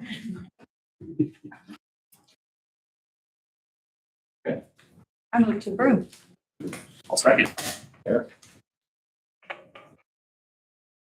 All in favor, raise your hand. So, Mission of the day. That was. Now, this part I've never done, so I'm gonna start with the budget 1159. Get there. Second. 37. 36, 37. Thank you, Eric. we have a legend for these. You will have.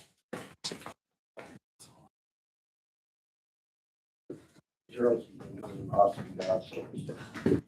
Really good, very easy to work with. Good.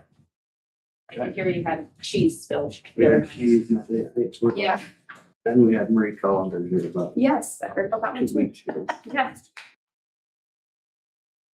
Okay, so for this budget, as you guys know, our HFI funding, which started 2024, 2025, started at $671,482. We are now down to $182,525 that we're working with from them. So the main things that we have adjusted in here is we have a difference of $109,000 from last year to this year. So it looks like I'm asking for an additional $170,000, 483 budget.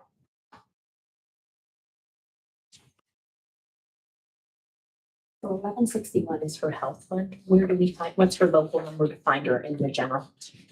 Let me.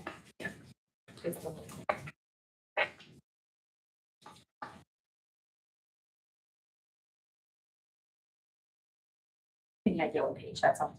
Right, 36. 36. I have the first one. I'm one page off of everybody else. Yeah.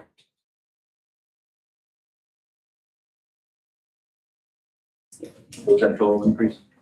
$170,483.63 Decrease. from HFI.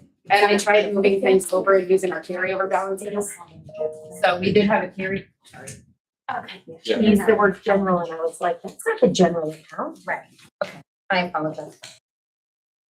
So we did have the decrease of HFI. And so I did move some people over to HFI and I utilized our carryover that we had from 2024 and 2025. I used all of it from 2024 and all but, I want to say 27,000 from 2025 that I'll be able to utilize next year.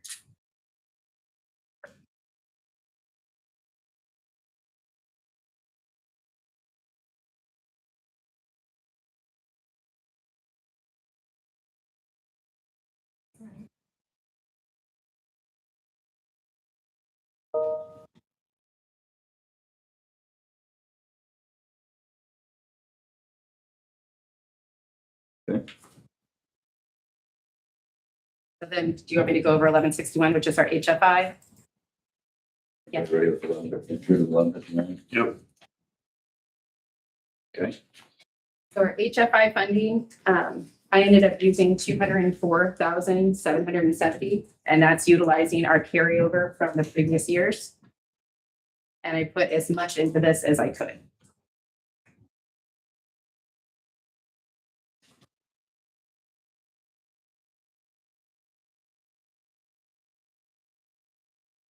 Those are our main, and then we have our local health maintenance and our trust account that are slowly dwindling away. Do you want me to go over those or not really?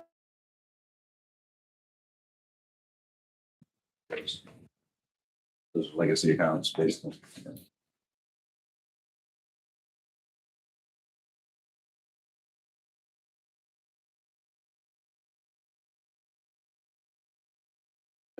Sorry.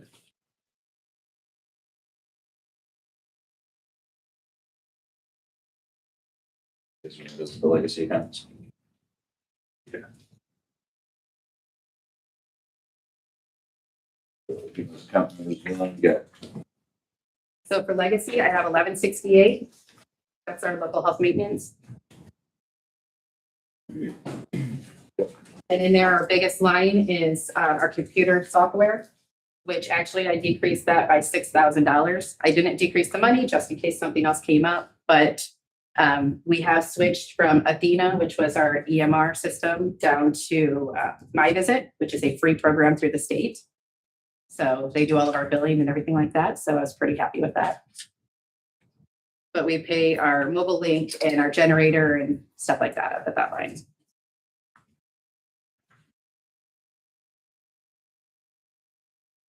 What is the balance of that legacy account? I guess it's right here. I'm not sure. On here it was 54.5, but we can double check it here. 181 is what this, the financial center. Oh, this was budgeted number. Yeah, I'm sorry. I didn't pull out numbers. You're talking Yeah. cash. Yeah. Yeah. Sorry, I was looking at the wrong thing. Where are you looking?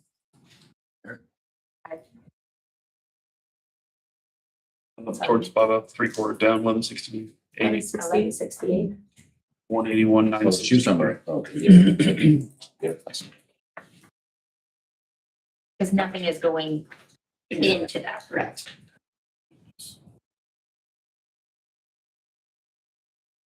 And why didn't you reduce your line item if you can reduce your cost by 6,000? Because it was my first time and I just copied Alicia's numbers, to be honest.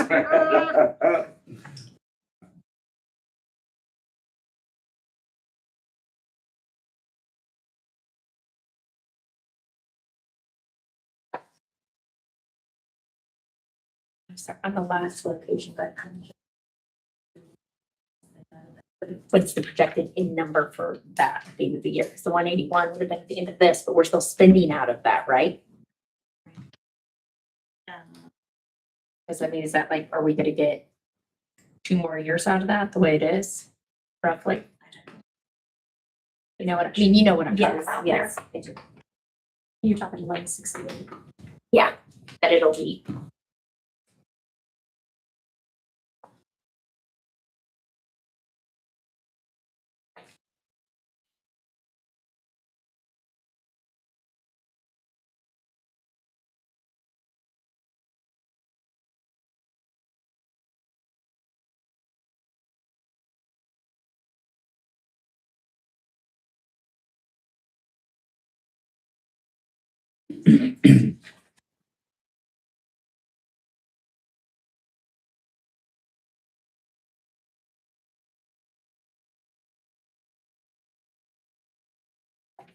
What's your other legacy fund? I have the trust account, which is 1206.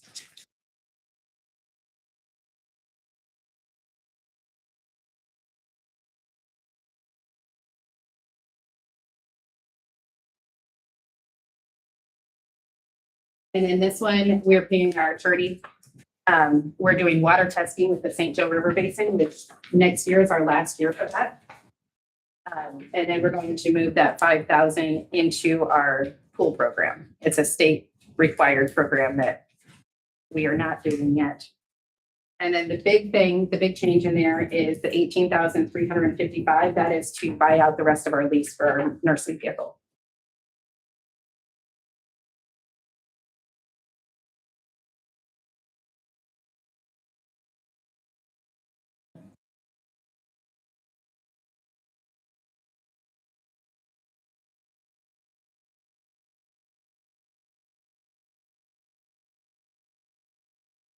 I believe that's all I have. Unless you guys have questions for me. Could you just tell me again? I'm so sorry. 1168 for proposed funding is 180-some thousand? No. My proposed funding or my, Yes, the proposed funding into 1168. my full budget is 54,500. And that's within the amount that you believe that you're, because it's a grant, right? That was one that local health maintenance, that used to be a fixed tobacco grant, right? Nothing else can be. Yeah, so there's nothing else coming into 1168? No, nothing else will be deposited into that. Oh, I'm sorry, 1159. Sorry. I apologize. I used the wrong number, Hunter. 1159, my total budget, Just how much funding do you get from the state for 1159? Did they give you a set? I don't know. I did have funding from 1159. Or is that? That I don't know. I get HFI is 1161. That's my state. So your 1159 comes from property tax? Sure. Yes, there it is. I'm sorry. And any questions, I can probably call Alicia too. He's going to use drops that in. That's their own rate. I don't know. I'll look into it. Maybe it isn't figure it out. That's kind of. I apologize, but I heard them all in that they were all coming from the state in my head. No, and I'm sorry for my ignorance. I'm not quite sure where that all comes from.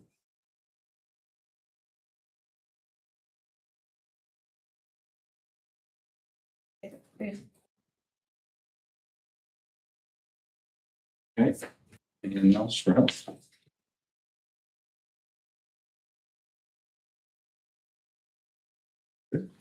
Yeah, we got it. Thank you.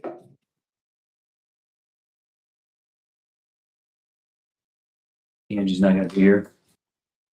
She said the reason that the decreases is in the election material is because she doesn't have to run a big election. Okay, Alex. Austin? No. Oh, yeah. Okay. Morning, everyone. Pastor. I'll keep it short and sweet. Figured you've had a long morning already. I have a great team. I'll start off by saying that. They really do a good job and they work hard. And we've been focusing on utilizing what we have in-house as far as tools, supplies, all of our resources. It's been paying off a lot. We have not had to outsource quite the work we have had in the past. So therefore, I'm requesting no additional funds for 2027. So you guys have any questions for me? You end up with licensed plumbers and electricians and all that. You can save a lot of money in that. I don't know about license, but we've been trying to take care of more of our own issues. Yeah. We still have HVAC contracts. Yeah. Okay, any questions? All right, thanks. Thank you. Have a good day. Back to the auditor's stuff there, unless Commissioner Howard, do you want to? What's your time I'm on on your your schedule. Okay. Yeah. Yeah. Be a work day.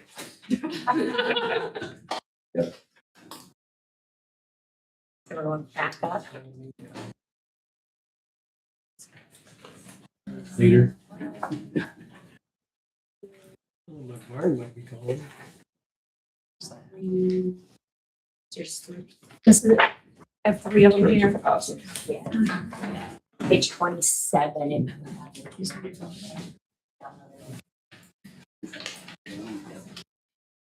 Start moving. What's in there? Okay.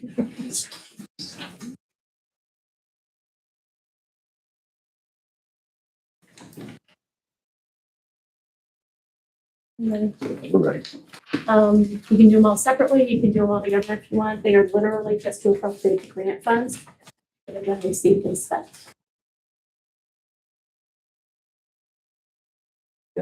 I would make a motion to approve all three appropriation requests. Second that.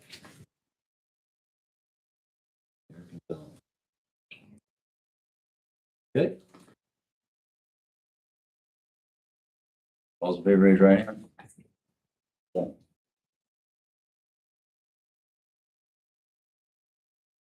Easy peasy, really. Okay. Do it. Those. Please raise more requests for third place. Commissioner Howard. Am I okay sitting here? That's all right for everybody? So I can have my stuff in front The of me. microphones pick you up.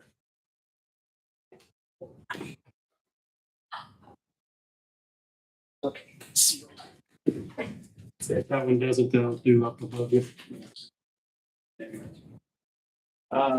First item, since you like the T word instead of the A word, I'm gonna ask for a transfer out of the general fund to a landowner.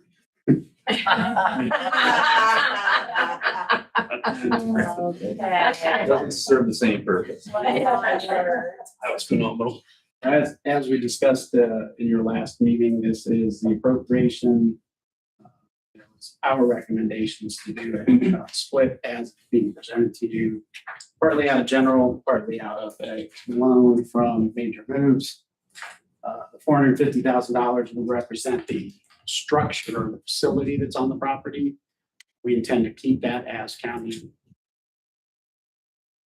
functional space. Has potential for a number of other uses.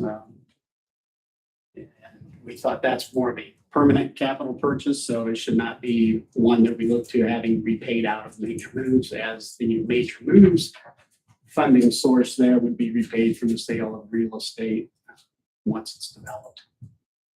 And it's all part of the housing optimizer that Andy spoke to you about in that presentation. The $450,000 was picked. That was basically the value that was appraised in the appraisals that were done for that particular property. So that's why we separated into those two lines.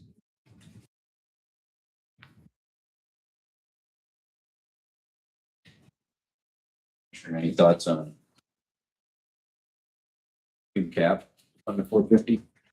We hit King Cat pretty hard. And I know there was some concerns on council with regards to that, so I thought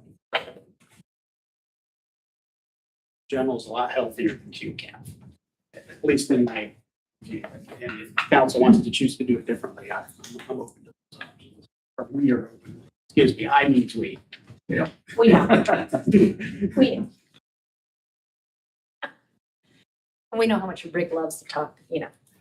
When do you guys update your rolling plan on Q cap?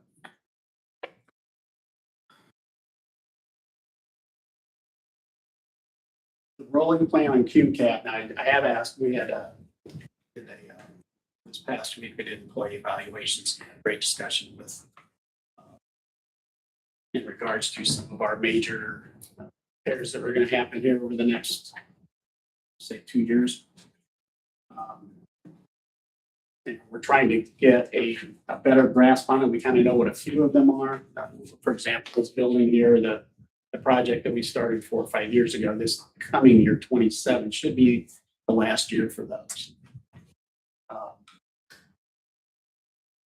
The other major project would be the control systems in the jail. And then boilers here in this building. Those are the 3 big ones that are on our horizon in terms of capital improvements. We have a number of other ideas, but I think we're going to probably have to wait to see what happens this winter down in Indianapolis before we sink further into it. Right now, I think it would be more of slowing that fund, the use of those capital funds right now, because we have hit them pretty hard. That's a fair statement, right? That's a fair statement. Other than paying interest on bond debt, we've been aggressive using those funds in order to not do short-term capital. Didn't you mention to us the last time we talked about this, that there's possibly like $300,000 grant available through the I EDC? believe if Andy was correct, it's around $265,000 or $275,000 that becomes available once we have the property to assist in the development of it. Its efforts are to keep the cost of an individual lot low for starter homes. Trying to bring that cost down to make the housing affordable. I see. And those funds are used, can be used for like infrastructure, engineering, that stuff. Infrastructure Not development. purchasing. Not purchasing the actual property. Correct. But that in itself is significant from the standpoint, it's if I'm a developer of a parcel of ground, I'm putting 50 or 100 homes, and that brings that cost down significantly. So we'll be pursuing that, we'll get this accomplished. We're ahead of the curve there from anybody else. That's kind of cool. Yes, it's a cool project. Yeah. I think, yeah, it'll be, especially with everything going on housing, it's going to be very, very helpful and hopefully something that can be repeated. So where's the blueprint? Okay. Other thoughts? Comments? Motions? I would make a motion to approve the additional appropriation requests. You do them separate, Kelly, if we do them together. No, do these separate. Well, they're separate, yeah. Okay. So I'll move to approve the first additional appropriation request from fund number 1,000 for $450,000.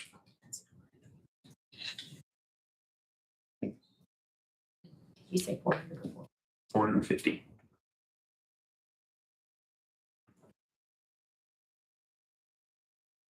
Well, I don't know, Auditor, did you get, I thought you were talking about this other request in here. which one? Do you want these two separated? Okay.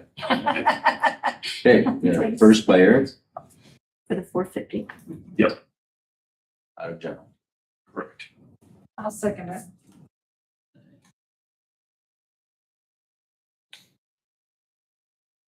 Okay. Raise right hand. 6-1.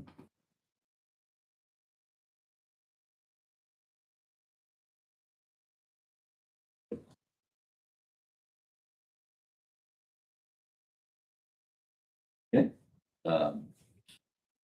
Evictions on I'd make a motion to approve the additional appropriation request for $812,500 from Fund 1172.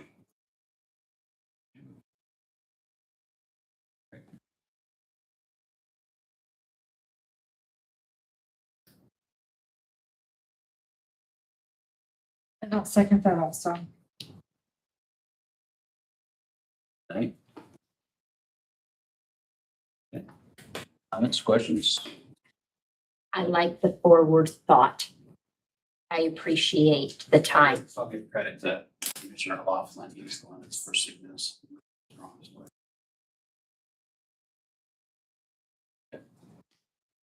All in favor, raise your right hand.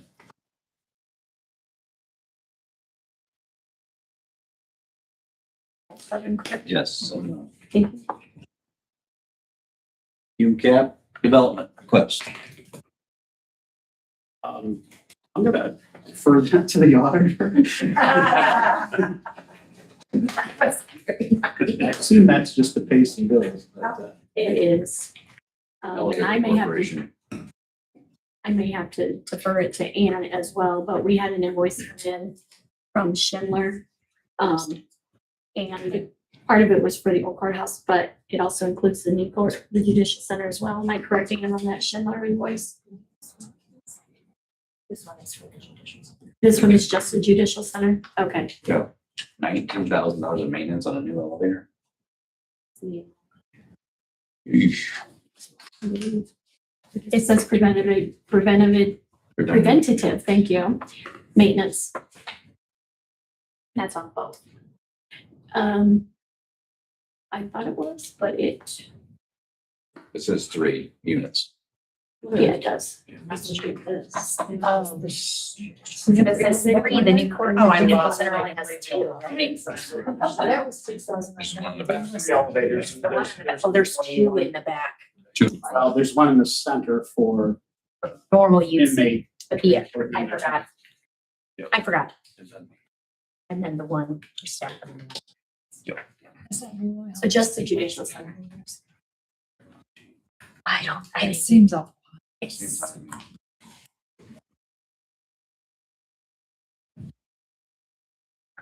If you think, what do you have maintenance on it? I mean, sorry, I thought that was not a one-time, you have to get, I pay maintenance on my copiers. What's the access? You're looking at it. So the invoice is for $19,423. And it's maintenance services through July 31st of 27. Yeah. But our request is for $6,556. So we have enough in that line otherwise. Yes, Okay. correct. And that's looking at like $540 a month. If you're paying, you pay stuff like that for your work, right?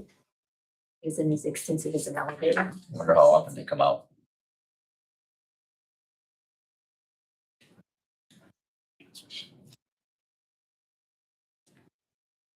How long it's contracted for?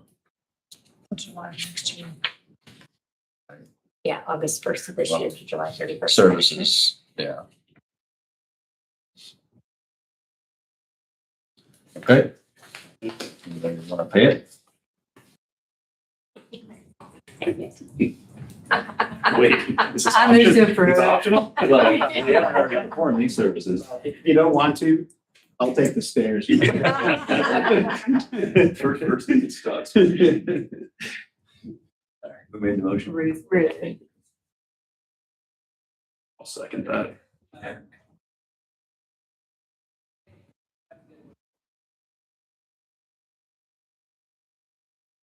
Favor, raise your right hand.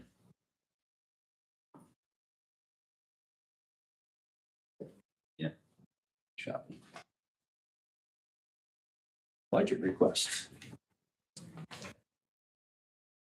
I'm just gonna give you kind of a 30,000 view level because I assume I would be part of your workshops. Yeah. Plan to attend them. Yeah. Just some of the say the things that we probably need most attention to. So there is some adjustments. I'll go through the auditor's part of it. First of all, there's some things that are going to come out of the auditor's office and go underneath the commissioners. One would be human resources. The second would be the commissioner's assistant.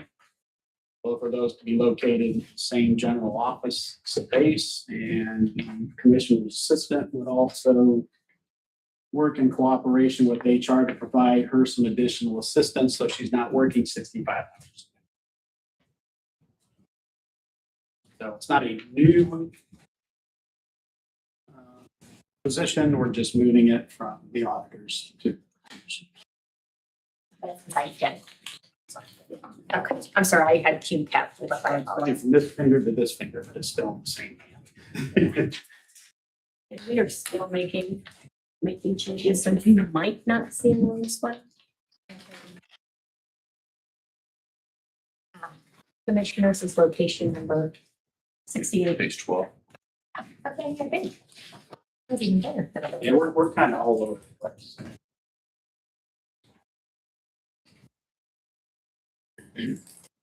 Under county council's budget, we did put in for a pay increase from county council.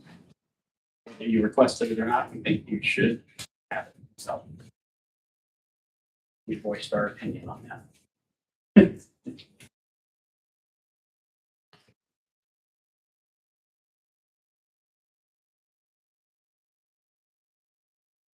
Notice that under the drainage board, which would be on page 11, actually, I got mine marked, I'll tell you.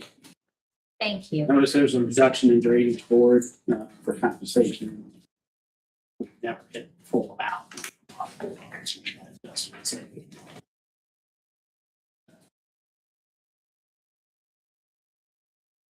Page Well, we've adjusted some of our attorney's fees. As you may be aware or may not be aware that Mr. Stuckey is retiring this year. And he has been, from a cost standpoint, probably one of the fairest priced legal services that you could get. We realized, based on some discussions we've had with other attorneys that do this, that we're going to see an increase. So when you see increases in any of our line items for attorney's fees, that's why.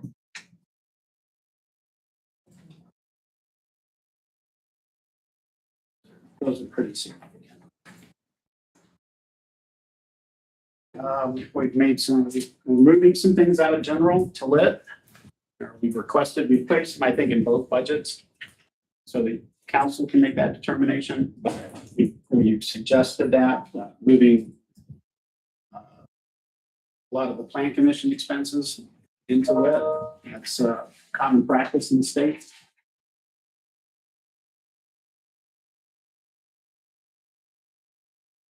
We've increased also the attorney's fees in there. And as you're aware, based on all of the discussions that we've had, the approvals that have been provided by both the commissioners and council in regards to separating building and plan, you're going to see the expenses split between those two.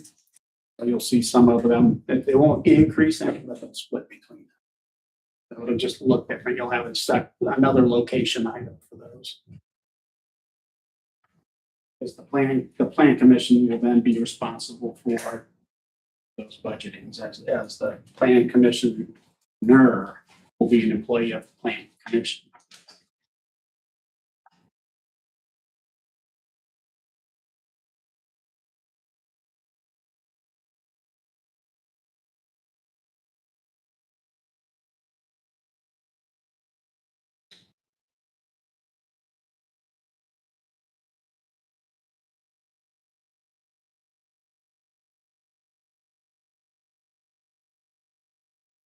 I have it written on my page 21, but this is a one-time capital purchase for EMS.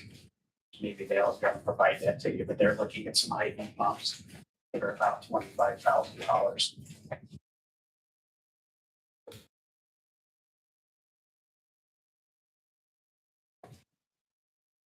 That's the line we added. It'll be under 40015.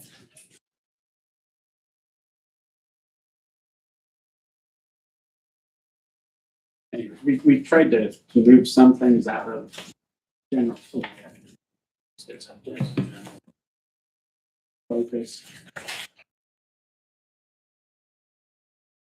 But then on the other hand, some of the plan commission stuff, you're going to see a real change in some of those with the plan commission. Plan commission items of the plan commission are going to have building department items. So just be aware that you're going to see those as we get together in workshops. We'll have them separated by the time that happens.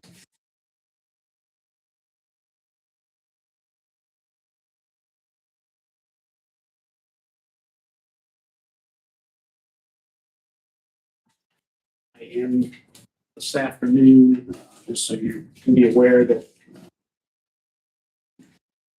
County Co-op extension of the contract with Purdue. I'm meeting with them this afternoon to find out some details.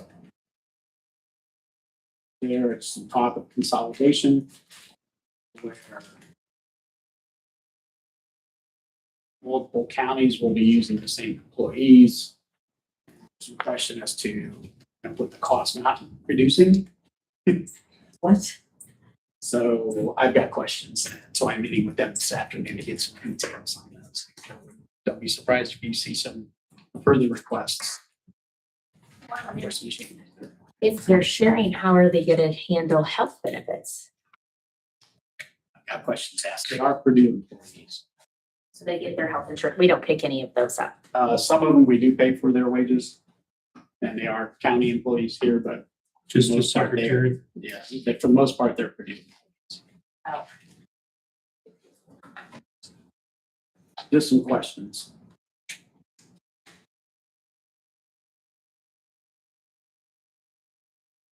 we've tried to reduce some things in Q cap, which starts on page 32.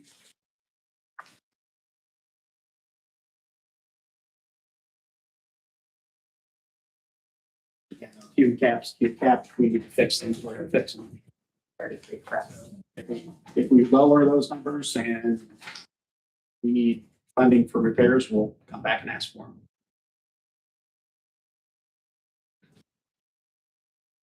And I told this building, Austin said we'll start its next phase of tuck pointing and flashing in the windows and so forth here probably in the next couple of weeks. So it could get a little noisy in the building, I'm sorry. So is that so the cots and the monitors, is that because they're leases and so that's what it'll be each year? That's what it'll be each year, yeah. We paid this past year's, or this current year's out of our Q cap line item for repairs and maintenance. We tried to absorb that because it wasn't budgeted last year for this year. So it's gonna leave us a little thin, but we're gonna do our best to stay within that. Again, if it happens and we need to have repairs done, I'm gonna ask to tell you why. No, I told you that conversations there will, if funding stays the same way for EMS, the potential of what it'll look like in the future, there might be a better way to. So between, and then also next year cap line item between what is in Riverboat and what we've already appropriated out of that line item. We should be okay for the purchase of those 2 ambulances, which should arrive late this year, early next year.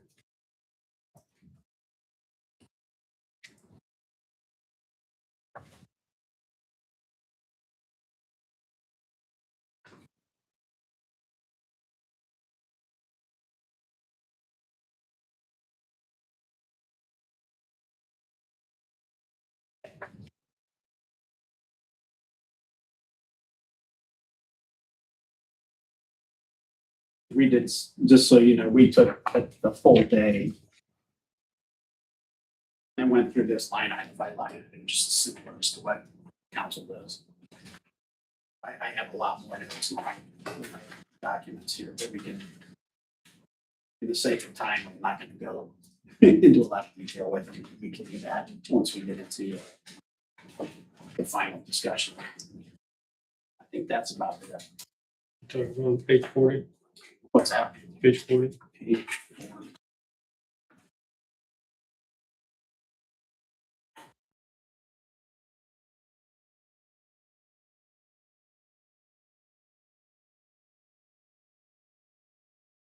As far as EMA goes, Yeah, but when that machine equipment came out, well, it's an increase in software costs as well. yeah. Yeah. But we also put it in general. Yeah, we also put that. There's several, again, there's several items that you'll find in general and also under line items to give you an opportunity to check where you're gonna pull from. Is there any chance a list of them? Make it easy to locate? We'll try and get you that before. Maybe. How's that? Ask Kelly, she snarled at me each time I suggested. I did. And probably rightfully so, but it provides options, so I think that's a good thing. Council can pick one fund or the other, or take it out of them. So You did a lot of that my first year. we're doing a lot less of it now, I would say, but we're still doing something. I think it was my first year where.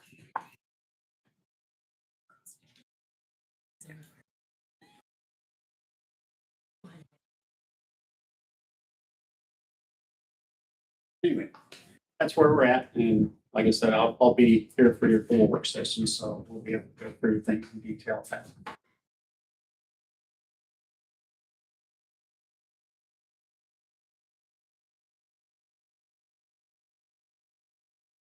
Other than that, Commissioner Laughlin's doing well. Oh.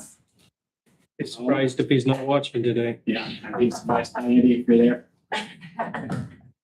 Wish you well. Get back soon, buddy.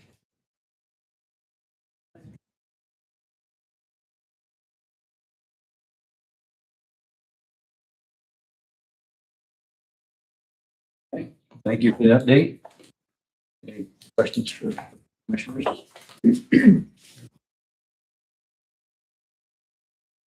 Oh, and just so you know, we are tweaking the 200 corridor RFP.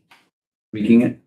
Yeah, we've got a basic for it, not just for Dan, he's asked for it a number of times, sorry, so council, that would probably be going out. And the judicial center, the old courthouse RFP received no responses, so we're going to redraft that, put it back out. Make some changes to it. All right, thank you. Okay. Ready to move into the business? Approval of the additional appropriation resolution number 08-2026-01. So the first one on that list, that was for the 159,900. You did, you wanted that, what did you say next coming out of lit? That's that. Lit, so I marked it 0, so you'll see it next month. The rest of them were all approved. I'll go down through and put the, nays in it, nays in it, but Okay. Okay. Here, make a motion. I would make a motion to approve the additional appropriation resolution number 08-2026-01.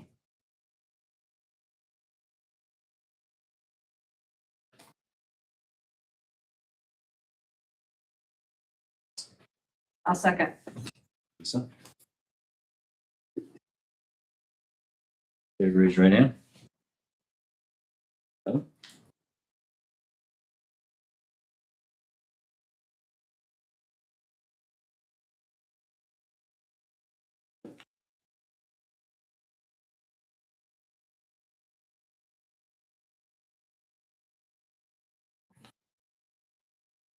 So, approval of the May 12th, 2026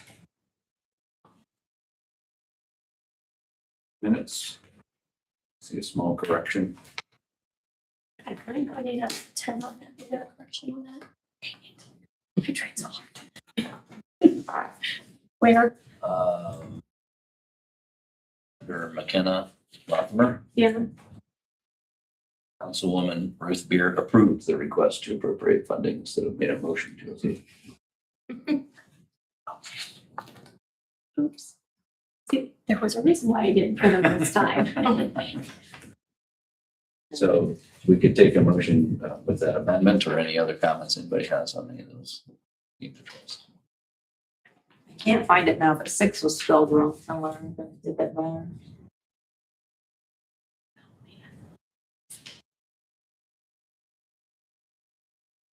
Six, like SIX. Yes. In May or July? Written it down.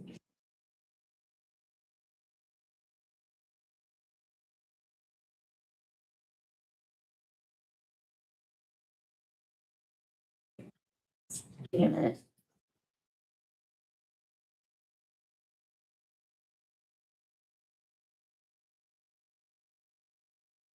Look at our scanning software. You have the ability to mark it as OCR on the words. So like my scanners, you have the option of making it OCR, then it's searchable, like a Word document. You can do Control F9 and. Yeah. July. It's in July, bottom of the page of your Alicia, EMS administrator. Oh, it says sick. It's sick. Yeah, there it is. Thank you, Renee.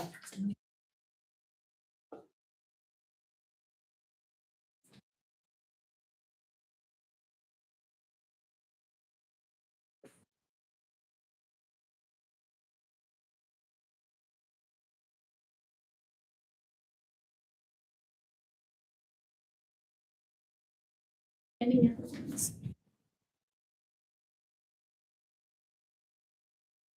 the word surface growth spell problem with that matter, so.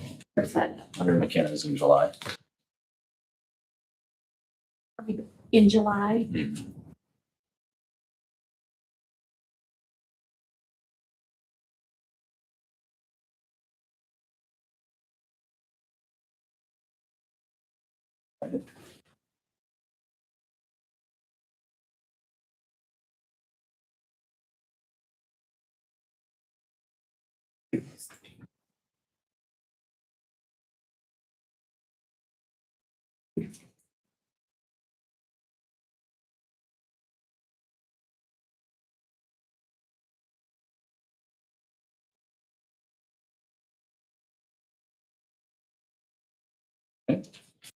Do you have anything else on this?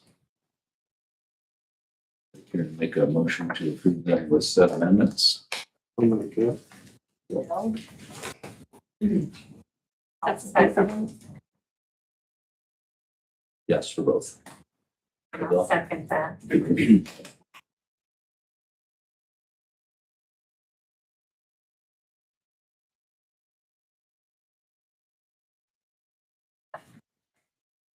Okay, all in favor, raise your right hand. Are you guys okay with that? I'll make those corrections. I will put them out there. Since they've been approved with corrections, I'll go ahead and get them posted. So they're out there on the website and Gateway, but you guys will just sign them next week. But I will, right? Either that or the other day, I guess I could make the corrections and print them and you guys can sign them afterwards. Yeah, sure. That's better. Yeah. I'll make time.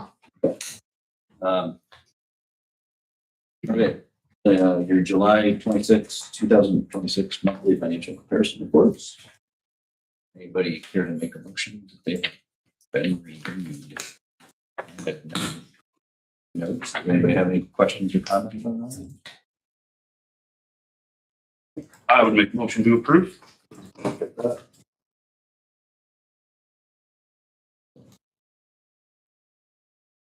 Okay.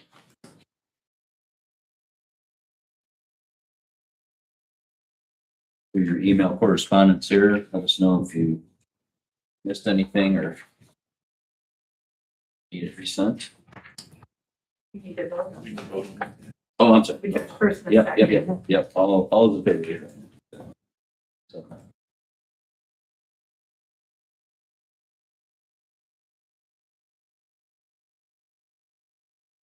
I had the question come up, what's the best explanation for the difference between the ICC and the AIC? Rick? The ICC, Indiana County Council or County Commissioners. The AIC is Association of Indiana Counties. They're confused because the ICC has been like part of the whole lit and must conversation too. Yep. Like County it always works Commissioners together. have been part of that. I've been working to understand why the split. There were some differences in opinions, I guess, years ago, why the commissioners split from AIC and had their own association and not within the umbrella of the AIC, but they still function. There's still things they do with AIC. So that they've kind of split and have their own association. And there's also the MCC, which is Mayor's Commissioners Caucus. Yeah. Just make more meetings. Well, yeah, they know about the County Council Association. So, yeah, everybody's got their own little. So it gives you an opportunity. Yeah, but the County Council Association is inside the AIC umbrella, where the ICC is a little bit outside the umbrella. Why the difference? You'll have to ask some of those that were in those seats when that happened, because it's been a while ago.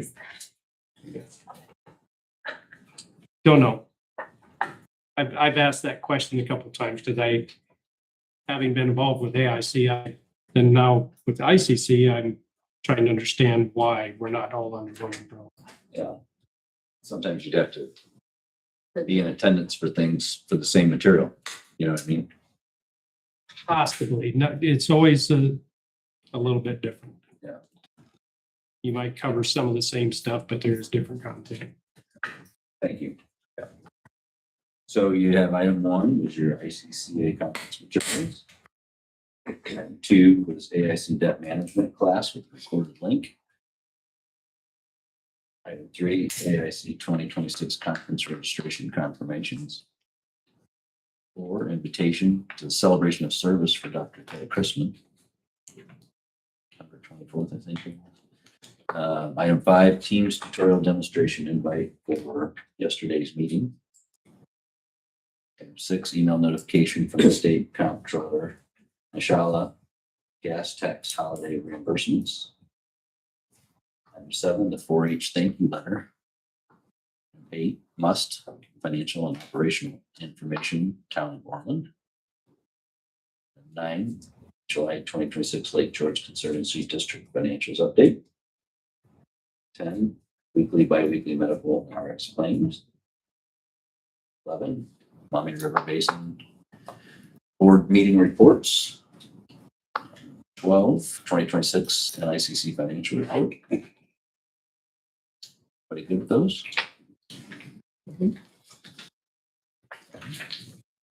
Well, hold it back together. I was thinking we weren't getting a lunch break there. So, yes, see Randy's not coming in, right? So it would be nice if Dana was here. We could start right at 1. Still plan on starting at 1 in case you can be here. I have not heard from Mr. Slaybaugh. I have no idea. I'm assuming Lee will be in. I'm assuming Alicia will be in. I don't know about Scott, plan director. We can talk to the commissioners possibly. We might want to have some of those ready to go on the phone in case we're sitting and waiting. I'll do that when we break.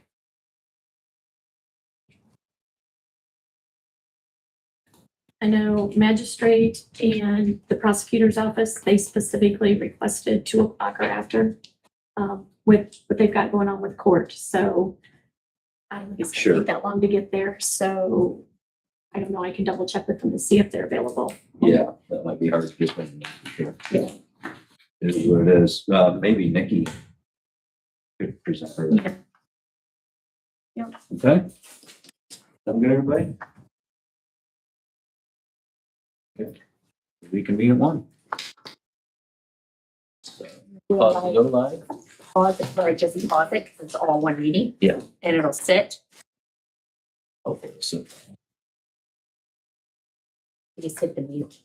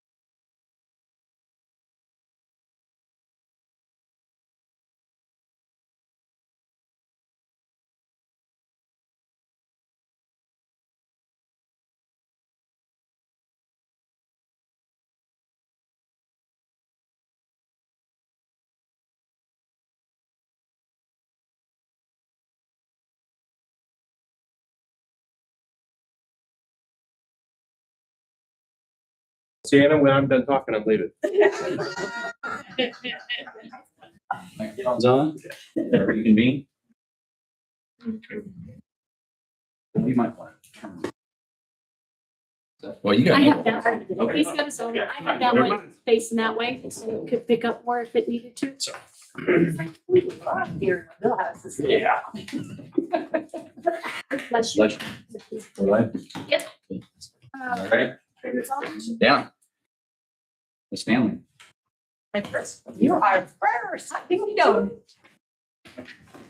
Good afternoon. My name is Deanna Stanley. I am the Health and Human Science Extension Educator for Purdue. I'm gonna let these fine folks make their introductions. Hi, I'm Kirby Douglas. I am the 4-H educator here in the region. My name is Matt Dice. I'm Regional Operations Manager. So I'm the one that kind of helps oversee the budget. And so with everything happening through extension, I came to talk today. We have some shifting, some transition happening in Purdue Extension. A lot of it is going to a regional model. All right. These are things that have happened at the federal and state level that's causing this. All right. So we have same as Senate Bill 1, affecting counties and all that kind of stuff. Our crossroad line item has been cut. They're originally 5% and then 10. And so with that, our salary is paid different now. Okay. And so we have a reduction in staff. It's the only way to manage a budget when that's what that line item was used to pay for. So we are sharing of resources now and of people, and it's our resource and knowledge. And so I'm the one that will be tracking programs that happen in Steuben County. How we bring the people in from out of the county to do programs with the community, the jail, and other things like that. Okay, so with that, we have transitioned the contract to $140,000. It is up a little bit, but not much, because what we're doing is we're reducing our mileage asks by about $5,600. We have taken education and training and put that into the contract. And we have also taken some other items down. Overall, the entire expense is down 2.5%, less than what we've asked in the past. Kind of an odd thing. Usually we only ask for more, but because of this reduction and exchange of labor is what we call it. It's a cheaper program now. So. Here's where we at. 31. Thank you. Sorry, we were just finding you in our book. Yeah. Starts on 30 and goes to 30. Perfect.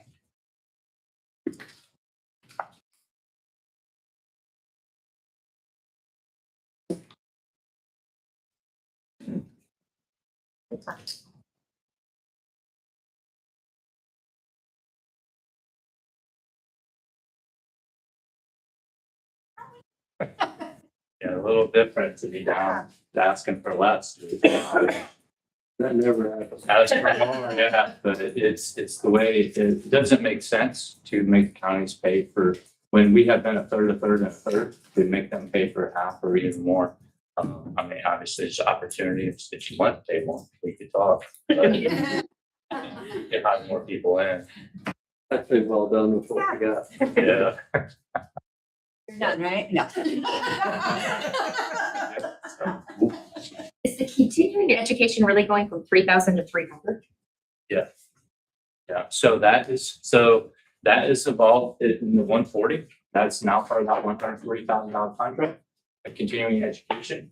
Purdue is that goes to Purdue University. The university will then take on all and in that fund is where the lands. So, and we're going to train people that's programming in the county. And we left that $300 in there in case our county secretary had any kind of opportunity for continuing education, that we left a little bookmark in there for her. She's our only actual employee. Pardon me? Because she's our only actual. Correct. There is another part-time person that's hired to the county. So there's 1.5 down there. That's one of the Fairport cases. They have their half. And that position is currently vacant. So we'll be posting for that here in the next month or so.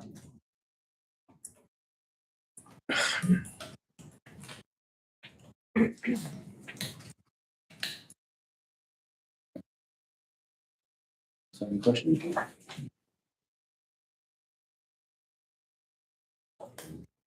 Thank you.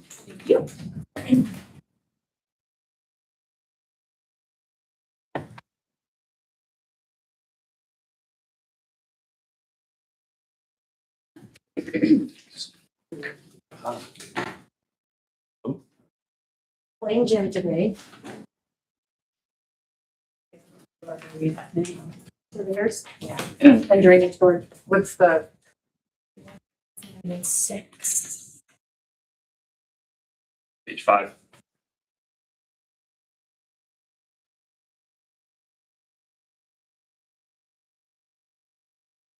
How you doing? Good, how are you? Good.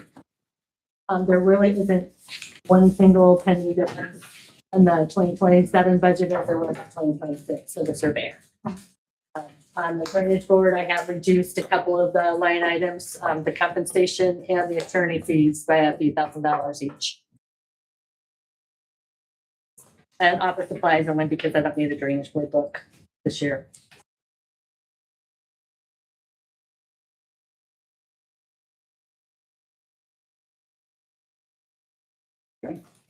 Questions? Easy. Thanks for keeping it together. Yeah, thank you. Enjoy the rest of your day. You too. Thanks. Lee, we'll take you, sir. I'm ready to get real busy here in a little bit. So. Oh, wow, already. Sure, yeah, we might get busy here.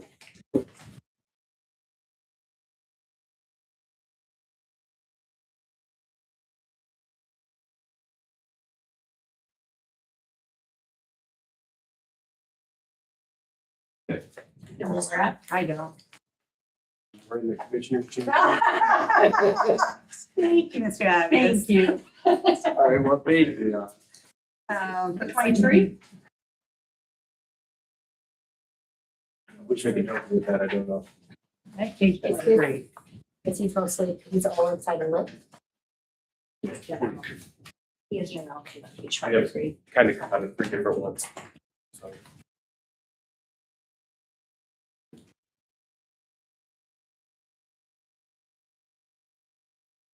All right. Let me know when you're ready. Yeah, we're just handing down the letter from you. Oh, sorry. Stop it.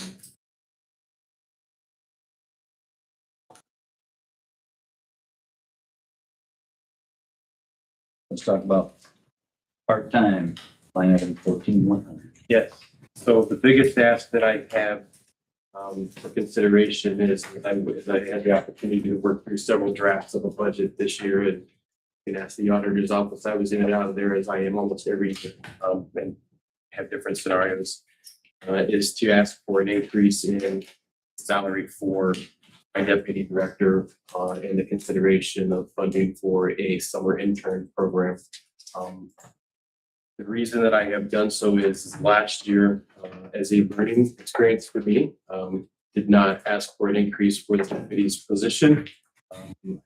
Was not aware that I needed to ask for raises for the part-time when the letter had said that wage increases were going to be handled by the council. So learning curve for me, my mistake, I'll own it. So it's kind of looking back to where people got some raises last year. I would like to see a consideration for the deputy director's wage to go up this year, if at all possible. The reason that I asked that is right now the deputy director is making $18.50 an hour. When you look at part-time deputy directors or deputy directors to neighboring counties, they're making more than that in comparison. So LaGrange County is currently looking to institute their deputy director for the first time at $24 an hour starting out. The Noble County director makes more than $20 an hour. The LaGrange or the DeKalb County Director makes almost $30 an hour. And Paul, since he came on board with the office, has been in and out of the office and has been an extra hand to me, helping out, and has been a huge asset. I actually ask him every day to record what he does on a ICS form 214, and I have his entire work record here. If you guys ever want to take a look at it, I have the same thing for the summer intern Taylor. She does every day is recorded here. And just the observations that the two of them have made with what we're beginning to do and how we're being seen in the county now is a lot of work for the one position that we had. So I'm grateful that the council worked with the office and the commissioners 2 years ago, 3 years ago, however long it's been, to bring the deputy on board.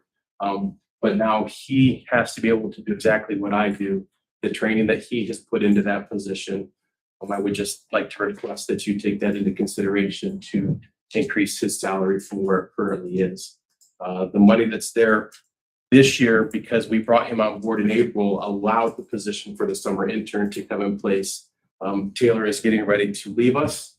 She is down to a week and 1/2. She'll be going back to school next week. And she has been, the last 12 weeks has been just phenomenal, having her in the office 3 days, helping out. And what she's done there for us, involvement, to see her growth over the last couple of weeks has been huge. I will promise you this, that I will look for funding to help supplement a summer intern program. I am aware of some grants talking with CHIP that are out there where we can bring money in to help pay for that. But if that is not available, I would again ask respectfully for the consideration that funding would be there for that position as well. So that's the big ask. We'll get that right out of the get-go. As you're doing everything that you guys do, and I know money's going to be tight, I don't want anything myself. I'm not going to ask for a raise myself. I would rather your support go to the rest of my staff than to me. Did you have a question? I did. Your deputy director puts in how many hours a week? He is assigned 24 hours a week. Sometimes it's a little less because he's currently transitioning out of his current job into the office. Sometimes we have had to, I'll be honest, there have been weeks where he's worked more than 24 because of storms and whatever else. So like in my position, he's on call. So he'd come in the middle of the night and work. He was here Sunday evening when I wasn't available for the showers that we're through. So then we have to adjust his schedule. So if he comes in and works 4 hours in the middle of the night, later in the week, we have to cut him back 4 hours. So we play the numbers game to make sure he stays at 24 hours a week or 48 hours in a pay period. So we do the numbers game where we have to, but he's in the office a lot. He's been a huge asset. As it relates to other items within the fund for my budget, I'll be very honest with you. I think we've got to a place now where we're managing. There's not a lot of changes in other things. Like last year, I have kind of worked through the numbers and refigured them to where they're more operational for us. I believe that you will notice that there is a decrease in funds where the mass notification line item is. And Councilman Caruso, I know I'm jumping around a little bit, but if you look at the 1170, the mass notification system fund, the 30143, there is a decrease of $3,500 because that $3,500 was the initial setup fee. It will not be there for 2027, 2028, 2029, whatever the rest of the contracted fee is. So we're going from $11,500 that was budgeted this year down to $8,000 for next year. So there is a $3,500 cost saving coming out of that line. Thank you.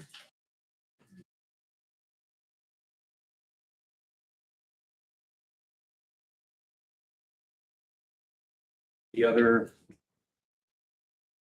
I'll kind of process that, and then we need to talk about the fund for the siren maintenance. Yeah, go ahead. Okay, so looking at split economic development, the 1112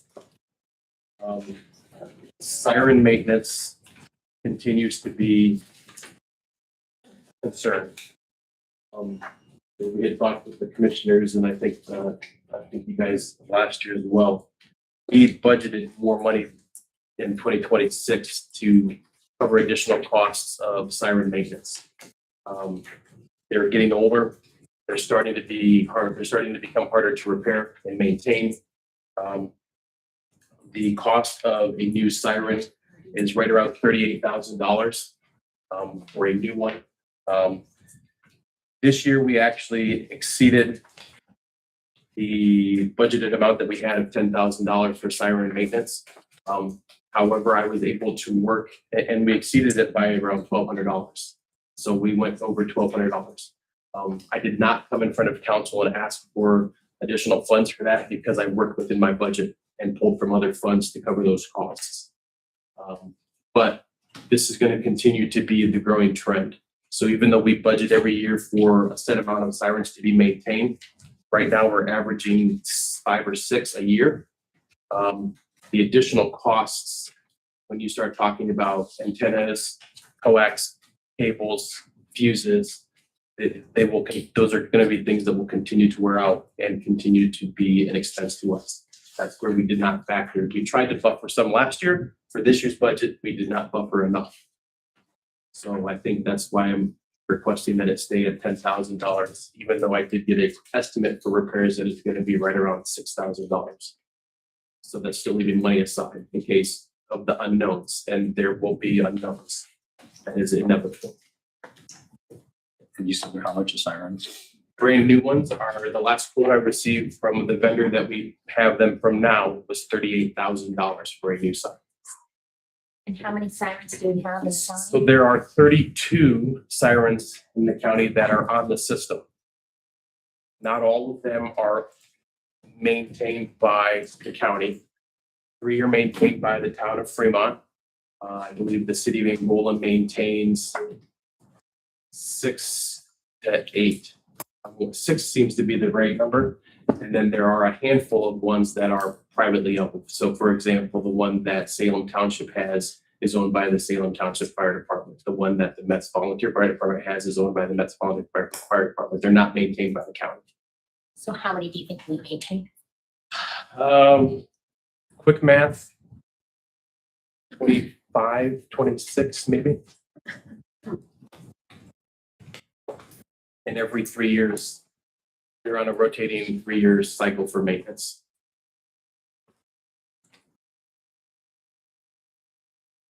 And this might be the silliest question ever. Does none of that work as communications? Since we're communicating to as a public safety, like can any of that be? No. Sorry, I got a head shake in the back. I was just curious. And that is I'm gonna defer to my authorities. I was just curious. Thinking creatively, I didn't know it's communicating for public safety. Right? And there's some, I mean, that's just a different. It's, I thought it was worth an ask. It might be silly, sorry. Except we expend that whole budget on personnel. ESAP? I don't think we take that full out of that budget.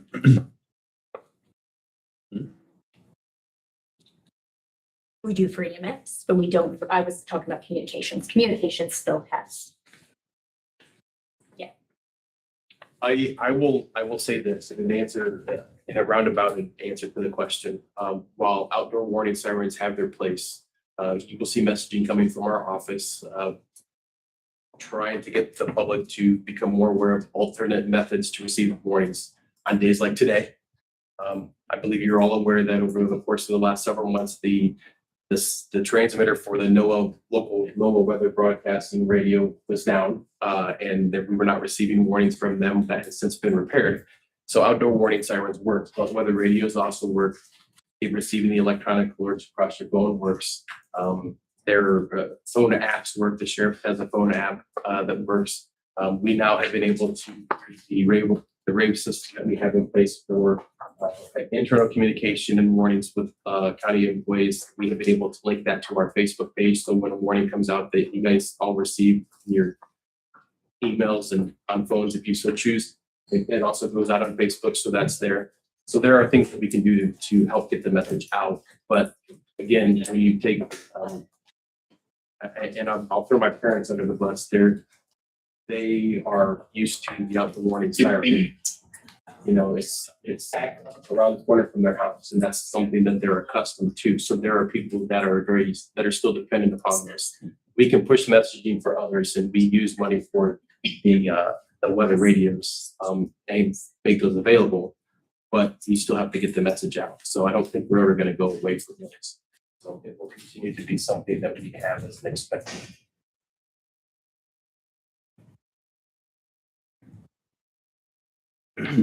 And I think those are my big asks and big explanations. Any questions? Good to see you, lady. Thank you. Thank you, everybody. If the siren does activate, just here we go. Upstairs. We'll hear it right here. You should hear it right now. So there is the possibility that might occur today. We'll try to keep these moving so everybody get back safe. Yeah, thank you. Alex. Hey, sorry about that earlier, right? That's all right. It's my up there. We're going back and grabbing Alex. Yeah. Where is he? He's. So he's not very far down. I'm just throwing random numbers. Thank you. Page 9. Random numbers yourself. Yeah, you like, like I saw it. Sure. There we go.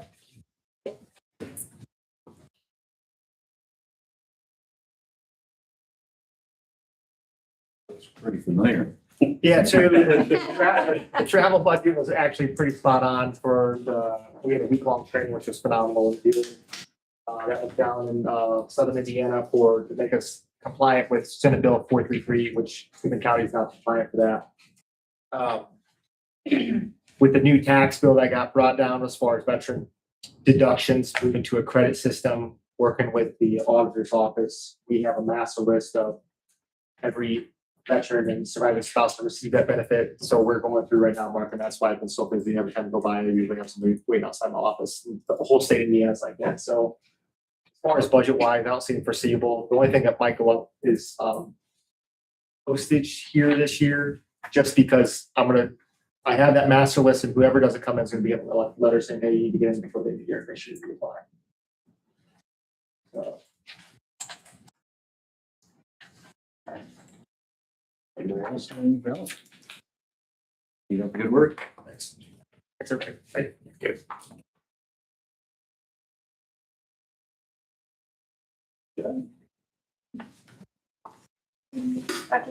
Sorry. Oh, it's like night out. Yes, it is. Page number.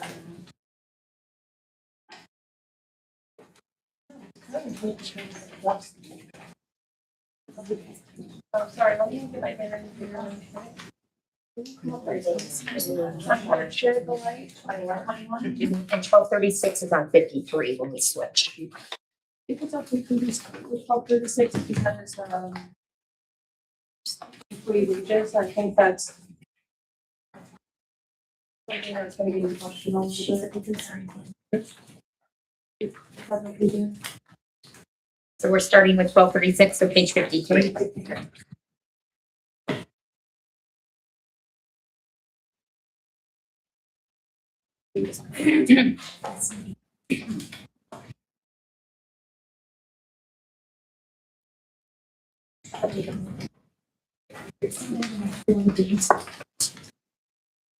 some of these. Yeah. Okay. Awesome. So this is 1236, and this is related to PSAP and lit in part. If you notice that compared to 2026, there is a marginal increase. So what was requested in 2027 was 1.297 to 96, which is roughly a $94,000 increase. And that's pretty much due to our fluctuating numbers of EMT and paramedic, and also the increase in wages that happened from 2025 into 2026, now looking at that full accounting into 2027. So if you still have this, I don't know if anybody does, my long comparison, I'm not sure if you kept it or not. In 2025, expended was 1.004. In 2026, we looked at 1.203. And then in 2027, we're projecting 1.297,296. Last page. Yep.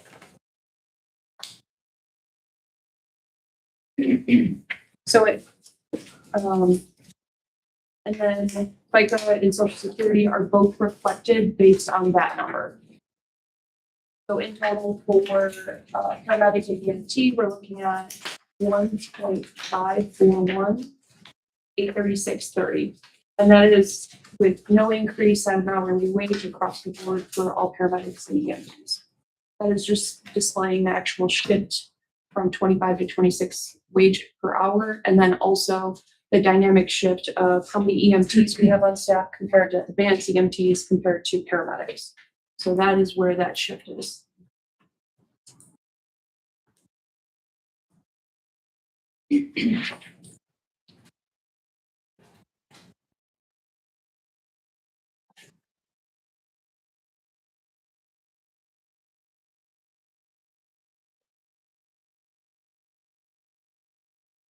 All right. Are there any questions on that? I'm just looking, so your proposed amount is more than your revenue, correct? For 1236? So you have a proposal of 1.5, 41,838 to come out of 1236? And our Peter's numbers show that over 1.4. This was the anticipated revenues. Peter's Financial are people who track what our proposed revenue stream should be. That is a possibility, yes. Is there a possibility? What was the question? If she can see the proposed, I don't know why you couldn't. Yes, I will. I can make a copy of the book. That's just, yeah, it's, I mean, it. You take a picture of it, right? I'll keep moving forward until I get that. And then, so the only real other change, there are two other changes with PSAP, and that would be for 1236. Instead of professional services contract, that's that continuing education reimbursement line for an individual who is already an EMT on Steuben County staff full-time, and they choose to pursue additional education to become a paramedic. So there are two different ways they can be reimbursed. They can be reimbursed per semester of completion through IB Tech. And then also the other avenue is school of EMS. Once they've concluded and passed the exams, The national. and they would get reimbursement for the whole program. $12,000 potentially can cover 1 to 2 people depending on the program and how fast they complete. But that is a full-time individual who is an EMT currently going for a paramedic. The reason I left that in there, and you'll see that increase in wages, because we have some people that are in school right now. This is based on their completion or graduation date that we're looking at. So we may have potentially 2 that I was aware of when I drafted this, and there is potentially a third one that is also looking at school and entering school. So these are individuals who are becoming a paramedic that may be a paramedic long-term or are doing it because they see that advancement in their career. So that is something that has been worked out with HR, the commissioners are aware of it. And so I just moved it to continuing education because it better reflects what that line item is.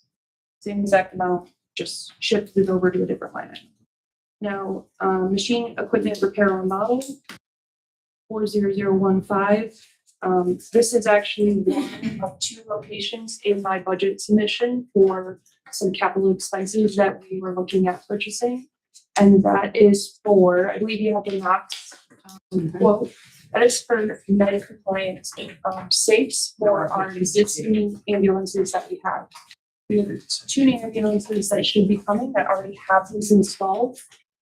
This would allow us to have the rest of our ambulances to be compliant at the same level. All paramedics would be using the same type of device to store narcotics and use narcotics in the field. So it's just establishing a baseline.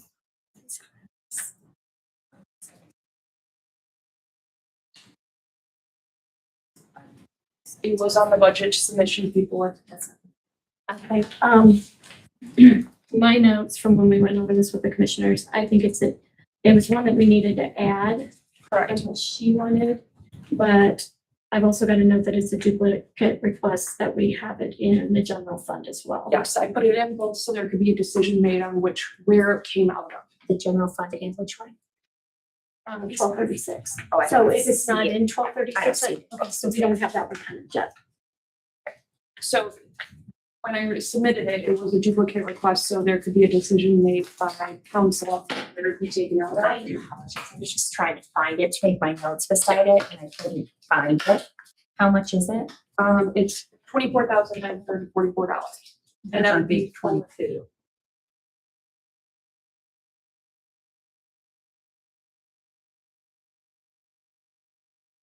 And is it a one? I apologize. Again, I was searching. It's a one-time purchase? Correct. Yep. These are narcotic safes that would be installed in the ambulances. So we have a uniform policy on narcotic storage and use when we're out with you.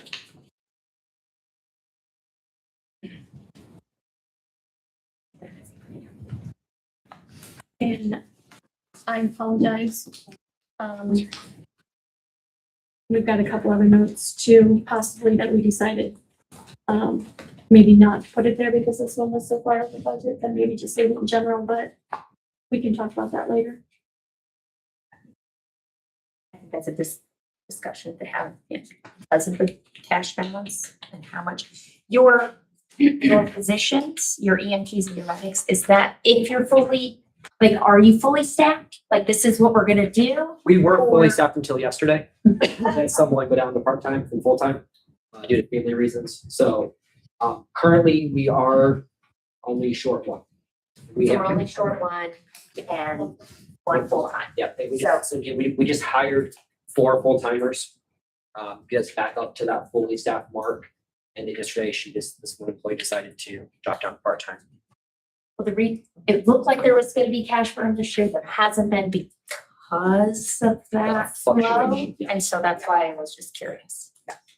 Well, in retrospect, they're thirds, so they're the third provider as these because they're the new coming in. So they're not operating as a second or first in an actual ambulance because they're still learning the community, our protocols and everything. So there's a break-in process. Yes. Yes, I'm learning that term, the break-in process. What fund would you like to see, general or 1170 lit? Whatever you prefer to switch. Some of the preference.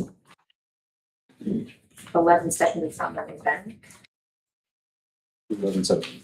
Oh, sorry. Okay. Try page 30. I'm 39. What are you? 40 for us. Right, their location 301. Yeah, they are doing this. So this one's fairly easy. It's static compared to 2026. A very slight reduction, but for a full total fund request of 284,000. And that's for lit public safety, which would be just our portion BMF.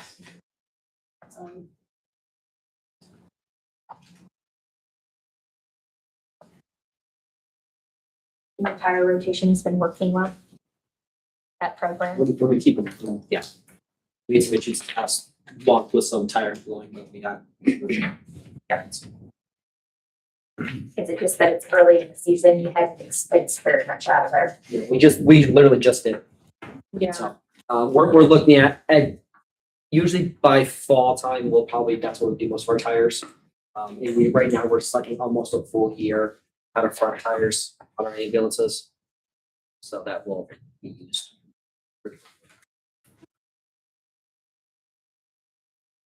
Let's move on to general. Page 21.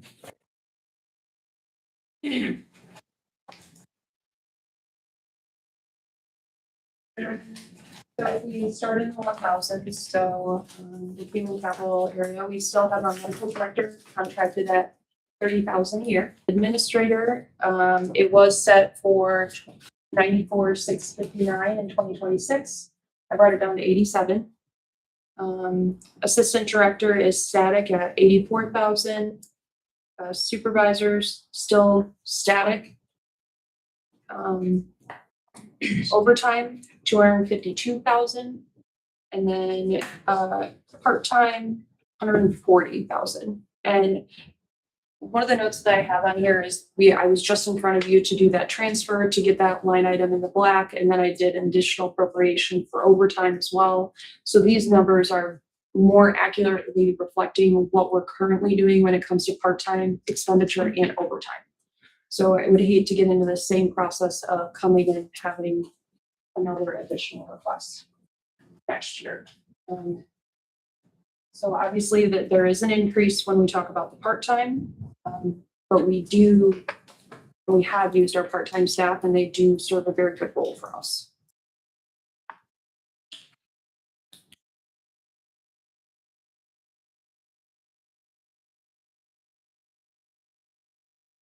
You said 87, but you have 82 in the budget here. Commissioners change that?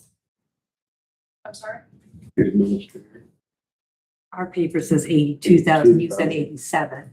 I submitted 87. Submitted was 87, the commissioners, talked about backing that down to 82. Oh, I was not aware of that.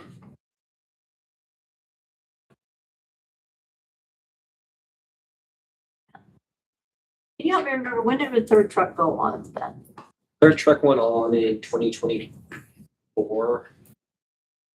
But we were Full- fully staffed for it, right? Now, fully staffed early 2025. It's fully staffed now, running. So 2026 budget reflected the additional. Yep. Okay.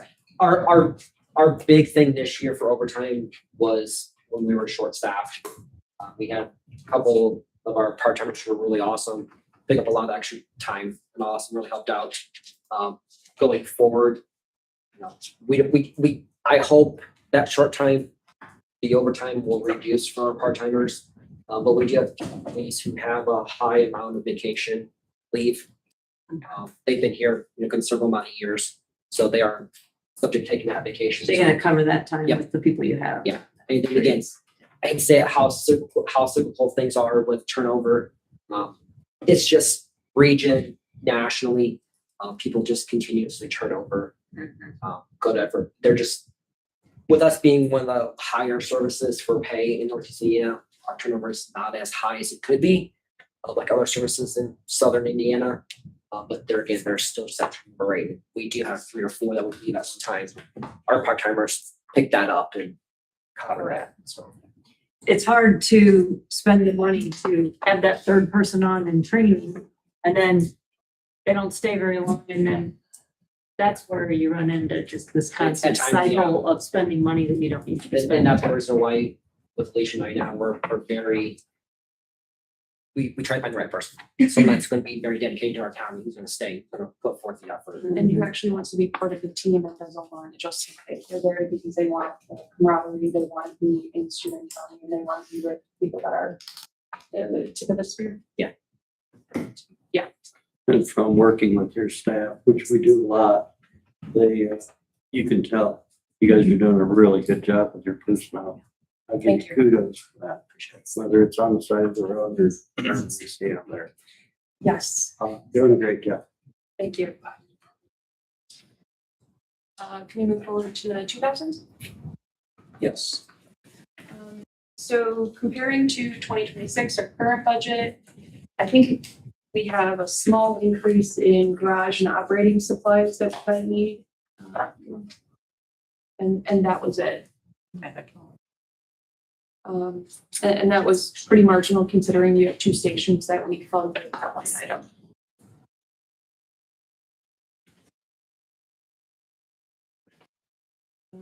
Moving forward to the 3,000s. Reduction in professional services and contracts.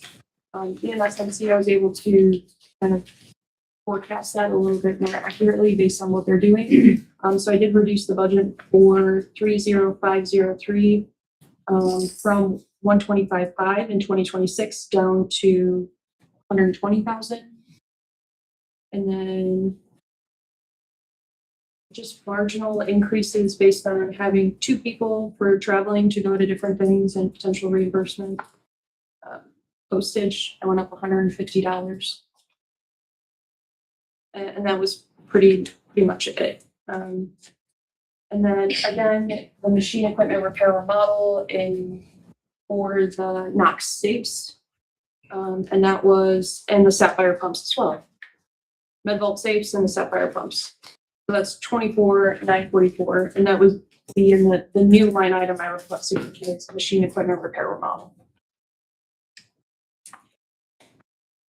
Those are the IV pumps? Yes. So the IV pumps, current ones that we have, we only have 5 currently. We only have 2. Very outdated. They're about 12 years old. So I'm trying to get us back up to a standard. And Sapphire ones are pretty much the standard for pre-hospital care IV pumps. We looked at maybe Cameron helping us out with some of their new pumps, but that didn't work out due to their costs and then the large size of them and all that, and then the maintenance on them. They're not EMS friendly, we'll say. So Not made for the truck. correct. Gotcha. Yeah. So the Sapphire pumps are currently gold standard by all flight programs throughout the United States. So they're kind of like our gold standard that we use. And we're able to get it through our local supplier that we use for medical supplies. So it's kind of a seamless transition for us, and they'll do all the training for us and everything. So it's all kind of included in that price. And those are pretty much the functionality we need. There's not extra bells and whistles. And so they're functional for EMS, made for EMS transport. So hopefully they will deal with road noise and bumps, all of that. And so overall, total request of $836,769 for the general fund. That is gotcha. Well, because my budget's out of date now, because I didn't realize that I don't know what you guys see. Yeah, but this is more $1,100,000. than 1.1, so even if your number was smaller. $1236. Page 21. They asked for 270,000 for us to put in for make up a shortfall. 10077. Either some medics, $270,000 may need to pay medics from here to the budgeting. in 1236. But you didn't know about the over budget in 1236 because you didn't know the amount of the revenue. I didn't know the projected revenue, no. I'm sorry, I don't have an up-to-date book. What I'm talking about is what I did.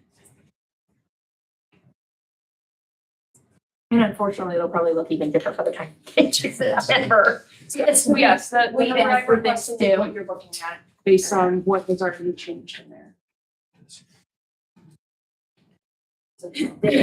This mirrors your request. Yes. This is what you're looking at. You're saying. Yes. Yeah. And What medics in here? yeah, they added the 200. That would make the difference. Showing $261,000 figure. Well, if it's 270 and she decreased a couple of things, right? This amount was decreased by 5. What she thought was going to be here and what's here because of the commissioners. You take that and add 272, it's exactly 1.11. You take the amount that she submitted plus the 270 that was here as a possible if we needed to stop the bleed in 1236. I wouldn't know why you talk about bleeds. But flip the page. Yes. What I'm saying is we got $260,000 increase from the total budget.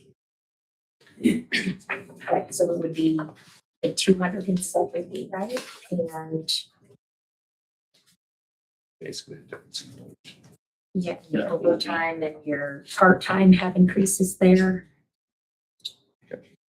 Would be my, it looks like it's one that. And then on the IV pumps and the safes are both included in the 24,944. Okay, and then we got this, the only thing we got from Knox, we don't have quotes for either of those. We have this badge reader thing. No, the whole quote is there. But it would be the $3,023 times 3. Because we would only need one badge reader program, so that was part of it, and then the Sapphire IV pumps. I didn't want to include it because the price on those keeps changing, so I offered. So the badge reader would just be a program that we use, that these are current key fobs that we already have. All be the same. We don't have anything that shows what the Sapphire or the safes cost. We don't have any invoice for either one of those because they keep changing. Does that make sense? Okay. But is this included in that 24,944 too? So it's 3 things.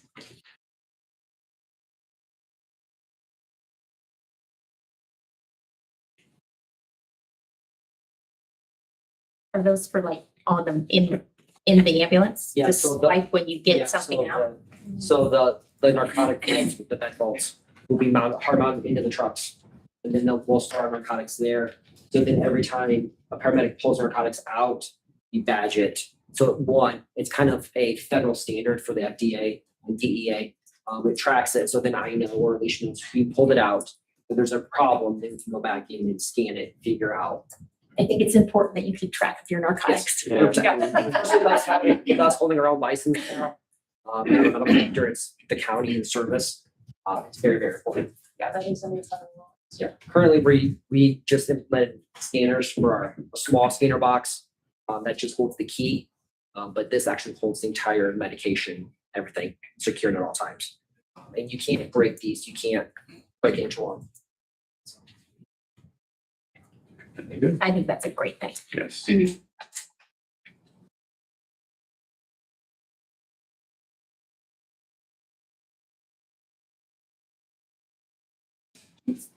Okay, anybody have anything else for him? If I have any questions between now and September, I'll call. Thanks, guys. Good, thank you.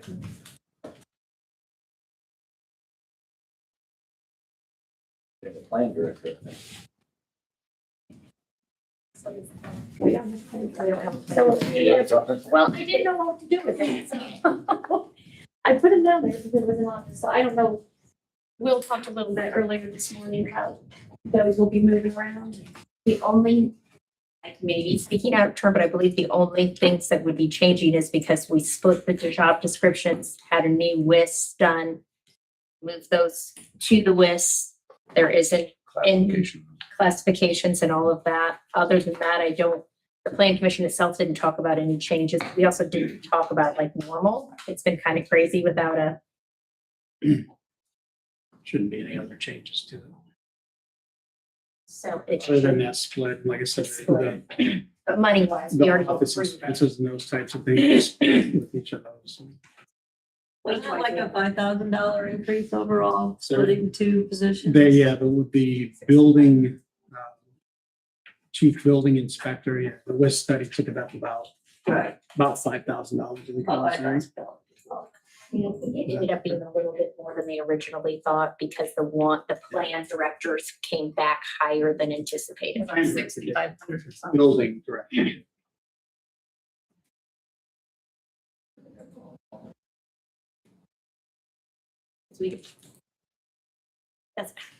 Doesn't matter, all that came in front of us already, right? We already approved all of that when it came to wages.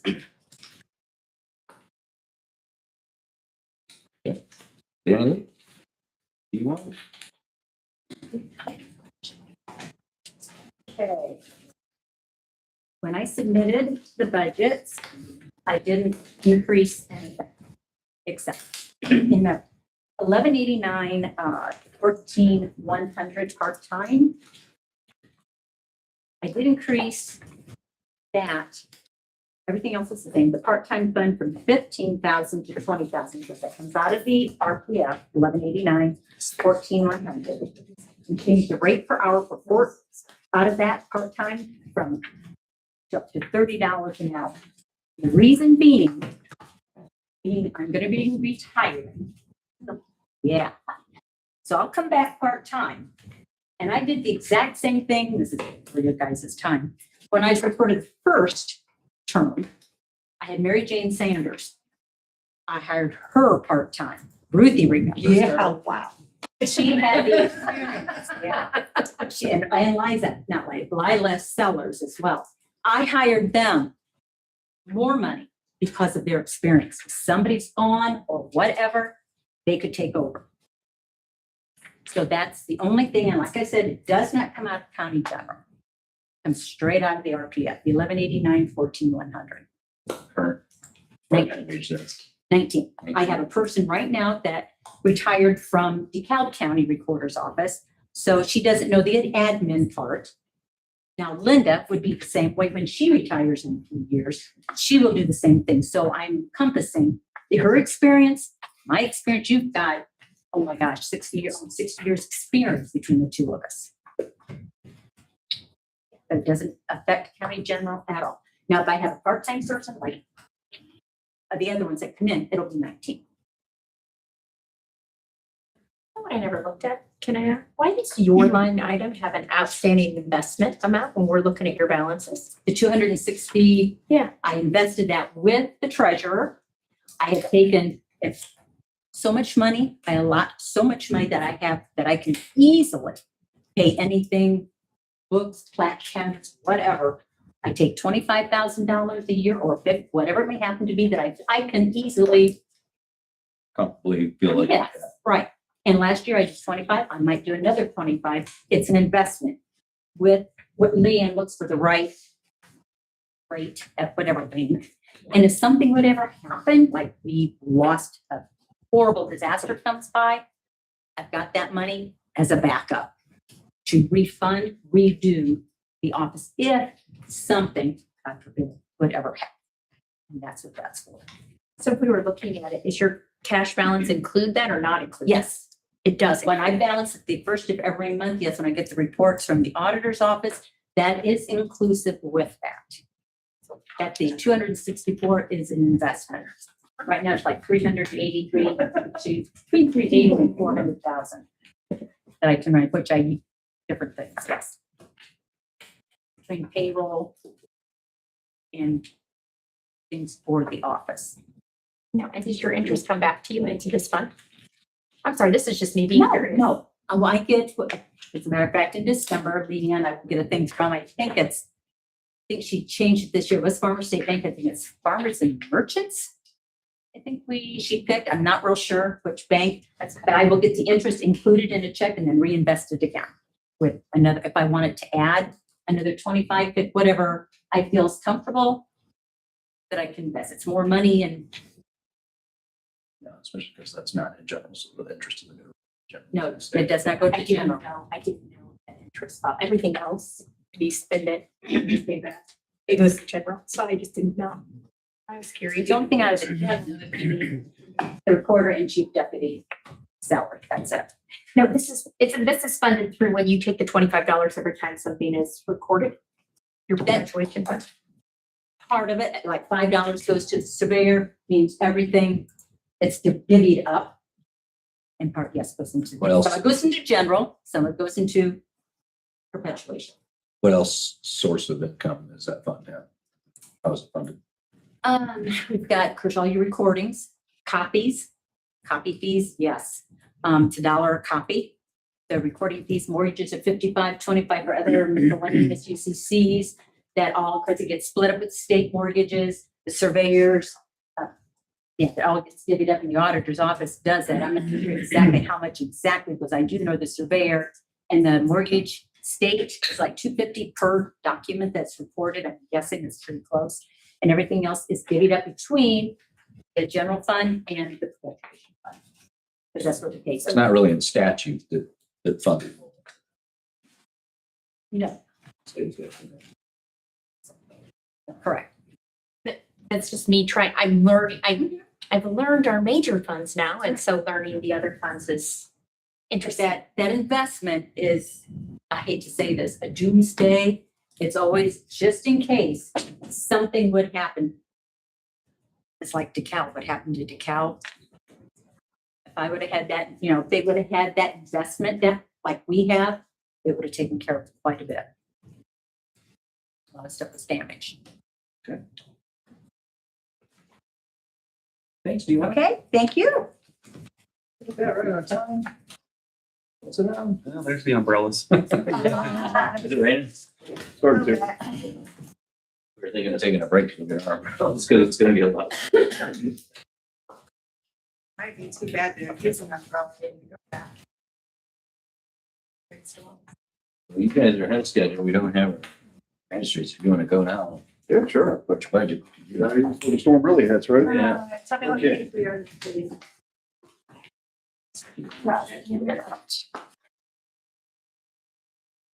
In 1,000 somewhere.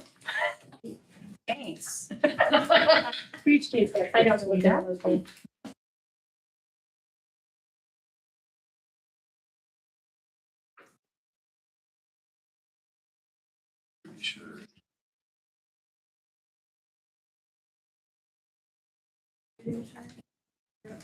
That is on page 8.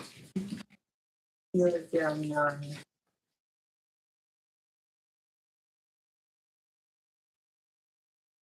Yes, eight. Eight. Yeah, I brought mine last year so that I could at least cheat.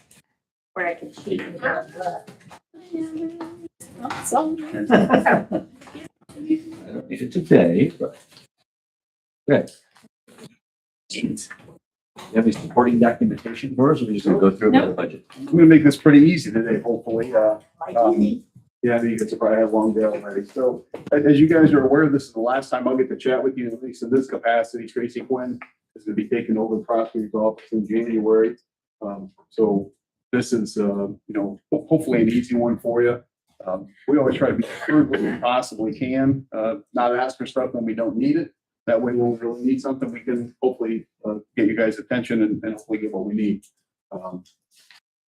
So as I see it, we're in pretty good shape going into next year. We really are. We're not asking for any wage increase, and you guys indicated don't ask for those. We're not asking for anything like that.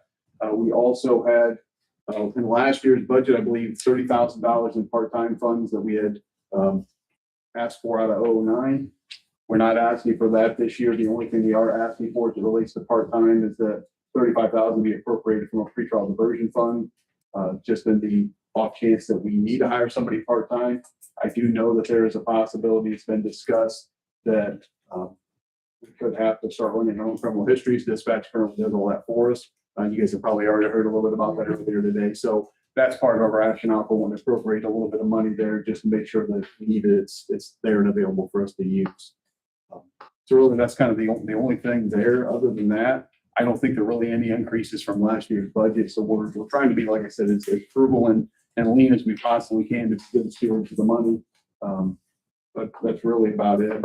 The only other thing that we've got going on in our office is we did just have our longtime 40 deputy prosecutor leave for another county. So we do have that vacancy we're trying to fill. But obviously, we're working on that, and hopefully that'll take place sooner rather than later. Any questions from anybody? All right, thank you so much. Thank you, guys. Stay dry enough getting mad. Need a tunnel. Now you're talking. Mr. Burns. For me? How you doing, sir? Good afternoon. Page.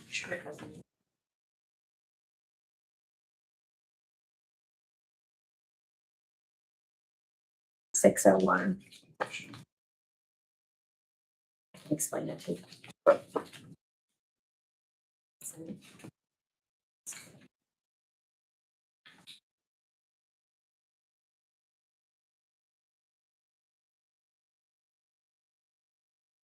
$26. for. Best of things. Yes.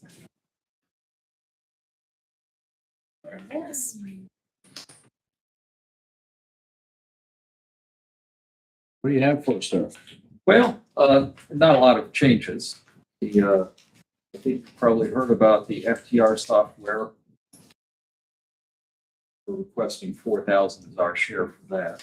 I think Judge said you talked about that in the presentation. We are also incorporating extra money in for the Copilot AI from Office. And that's really not a huge amount for us. I think it's 40 a month for that. Translation continues to be an increasing item. We're asking for 23,000 for next year. We have been hit pretty hard this year with jury trials. And in fact, right now, we're going to have to run about 5,000 this year additional for jury trials just to finish out the year. We have some of that listed in the budget. I hope we have it high enough for next year that we won't have to come back. But when we took all of the misdemeanors over from Superior Court, that's a lot of cases, and unfortunately, it's been a lot more juries that we've had to call. I don't think there are other huge changes in the budget.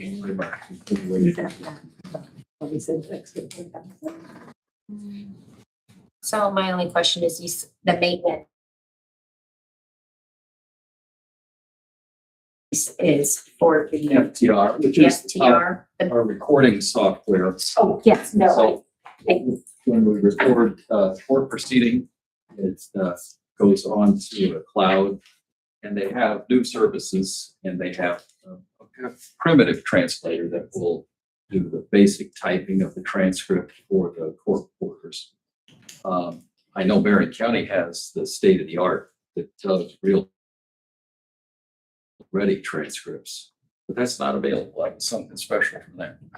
But we're using FTR, which I think is the most commonly used software, and it does do the basic transcription, which is useful, but they charge a fee for that service. I apologize. I didn't mean to question the FTR. Mine was, it's a $9,000 increase from 1,000 to 10,000. And at 4,000, And it is the FTR with the other 5,000. Yes, that was my question. You talked about Copilot, but I didn't think Copilot would be an extra. You're already on Yeah. the line. But the amount of, I mean, their transcript of what the Court of Appeals requires for those women, well, I'm sorry, not women, those staff members to get typed, and the deadline in which before they can get in trouble is Very short. very short, and So they can't do it basically while they're at work. mandated us to have this service, keep our court reporters from being held. And I mean, there isn't time during a normal day for them to do that, and your staff is fabulous. You're welcome. Tell them. They are some of my favorite. To Steuben, we have an amazing core staff. Thank you. You're welcome. Anything else? And you'll see me again asking for another 5,000.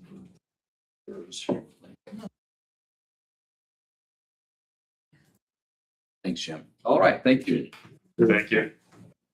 Can I ask one question? Are your jury trials primarily coming from Private hires or from the public defender's office? Public defender has 90% of the cases, so almost all the jury trials are generated by him. But the public defender system is working great for us. Really nice to be able to have a stable staff and FOI to step in and keep things moving along. Before, when we lost the PD, that meant everything got moved back 69 months. Finally catching up, moving and getting up close to being current. I really appreciate having FOI work. Okay, thank you. Thank you. Thank you. Thank you. Okay. Nikki.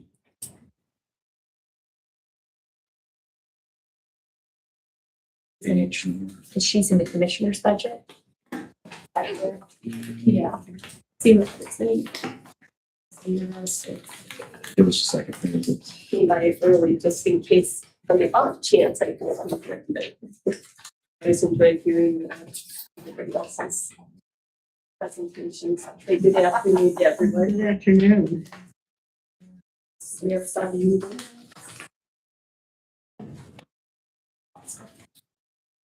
It's all mixed in. Okay, the same, just tell me which area you want me to start with first. Let's just go through and. That's, yeah, that's.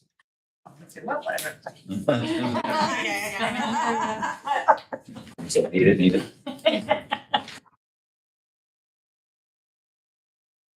Yes, ladder. Can I see? Oh, good. Actually from a commissioner's meeting itself. But it will be similar to what I'm discussing, so.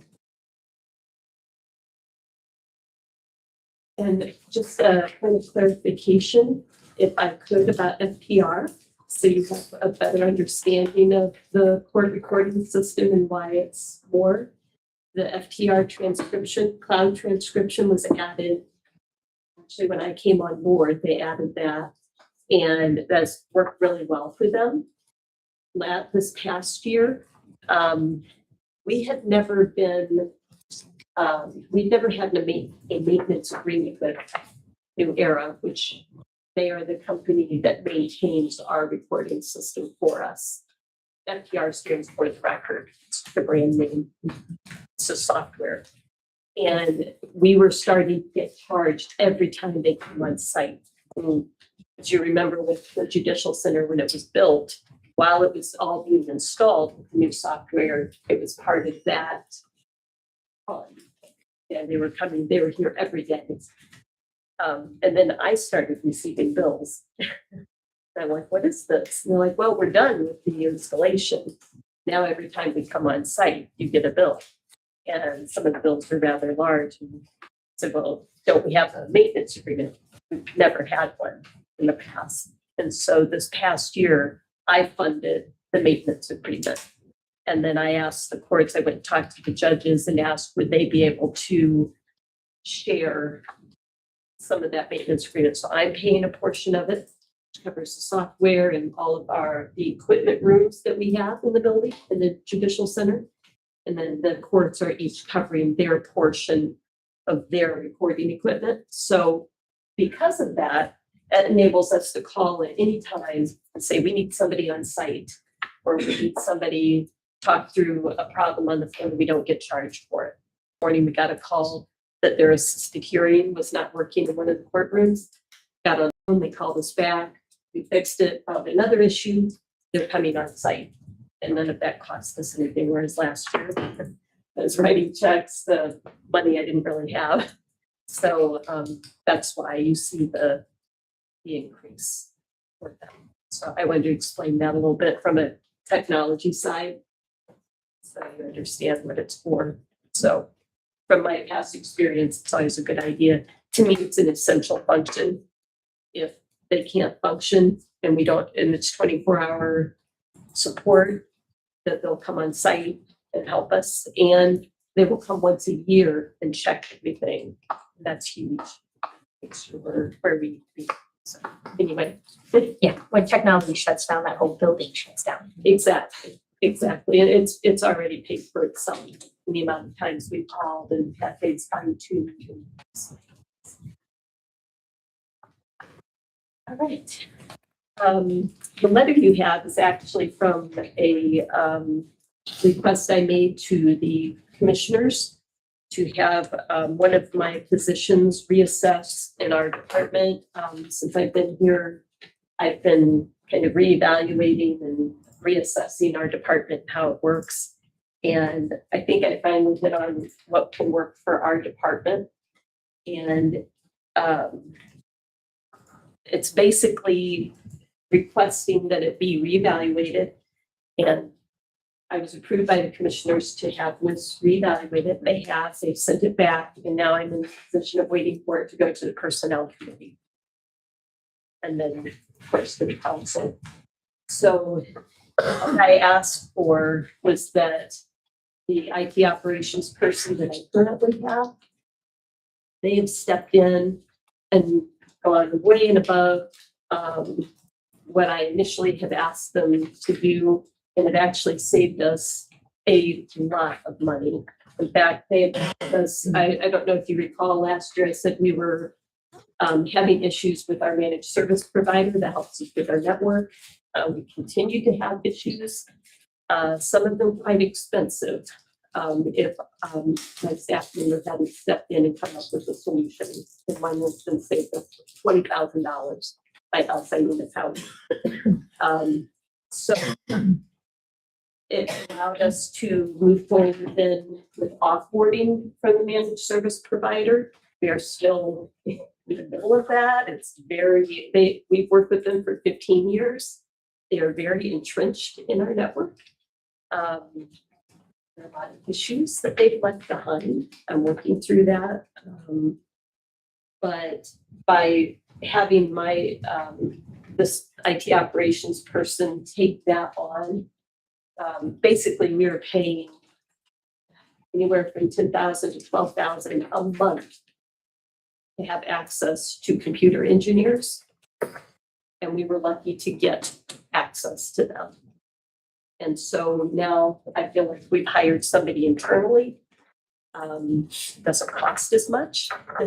And they are there all the time. They understand the system. They have gone and come up with new solutions. One of them being the budget projection app that you guys will, I'm assuming, will start being able to use more. There've just been a lot of positive changes because of what they've taken on.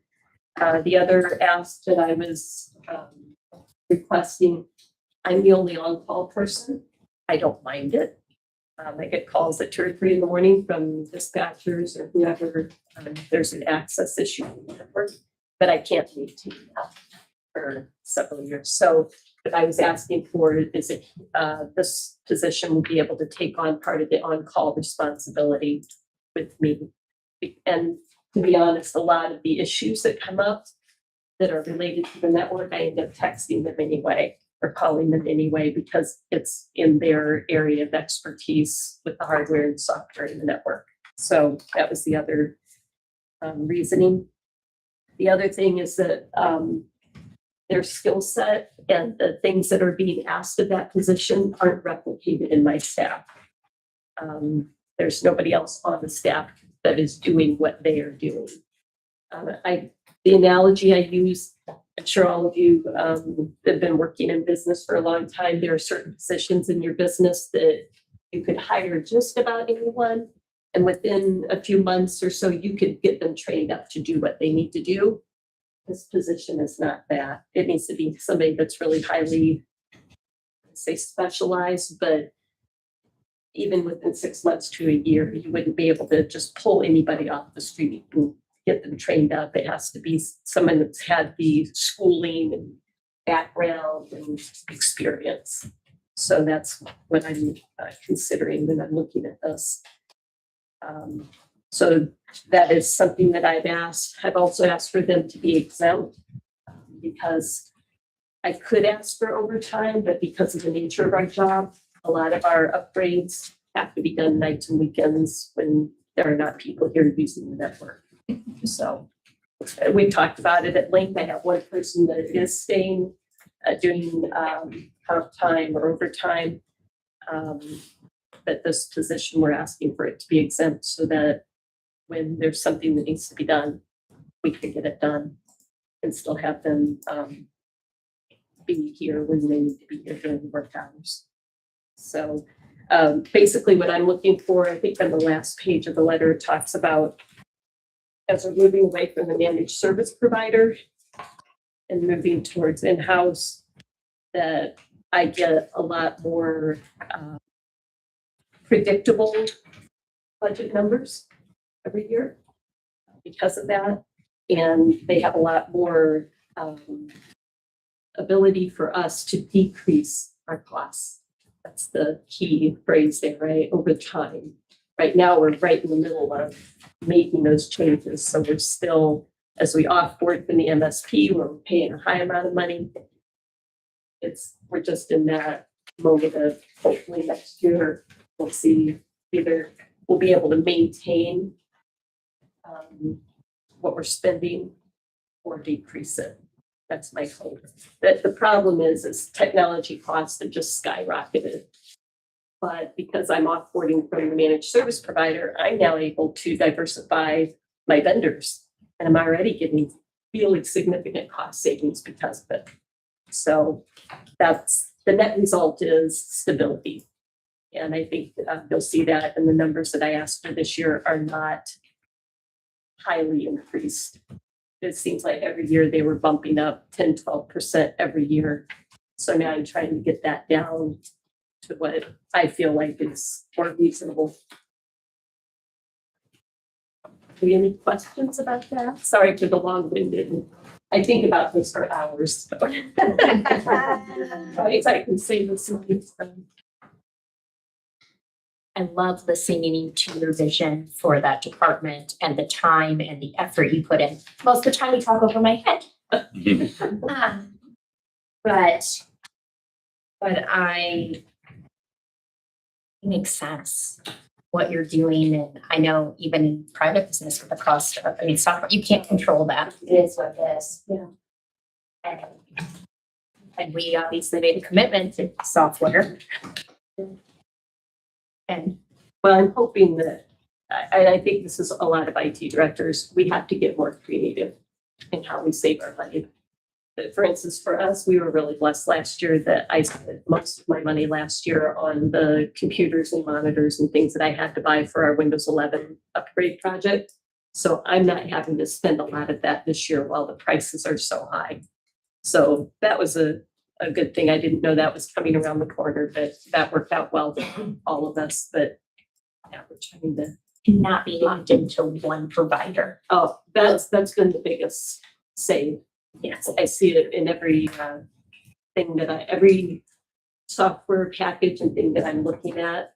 I'm getting a lot better pricing, and I'm getting like the 3-year price discount, or in some instances, because of the organizations I'm a member of, I'm getting lifetime discounts, things like that. So it's been a little bit. Just want to keep working at it, seeing if we can. And educating us where other things flow into your department that we didn't know was flowing into your department. Right. So are there questions about specific line items that you have? I will say that my license costs, my computer equipment costs, those are kind of set in stone because I don't control the subscriptions. So those are just according to what is budgeted to be spent. I do have a couple things like the WOW software that comes out of my budget. It's a set amount. Same thing with Xerox, it's kind of a set amount. And they did a good job of not increasing it. Last year, Xerox didn't increase it at all. This year they have a little bit, but it's still within reason. You take most of your department subscriptions? No, just software. But I meant software subscriptions. I mean, everybody's Adobe, everybody's. We made the change over to a different product for PDFs, not Adobe, but so I took on, we did 40 users last year. I added 20 just like a month ago. And then from here on out, it's not a subscription. It's actually just all I'll be paying for each year is the maintenance and upgrades. It's one of the few legacy pieces of software out there that's not requiring a subscription. That was a huge cost that we saved. I know how much I paid for. Oh, yeah. And are we doing a better job of capturing some through if it's for a employee that is that their position is funded by a grant? Are we doing any better at that? I don't know because I don't have a clear number on who is grant funded and who is not.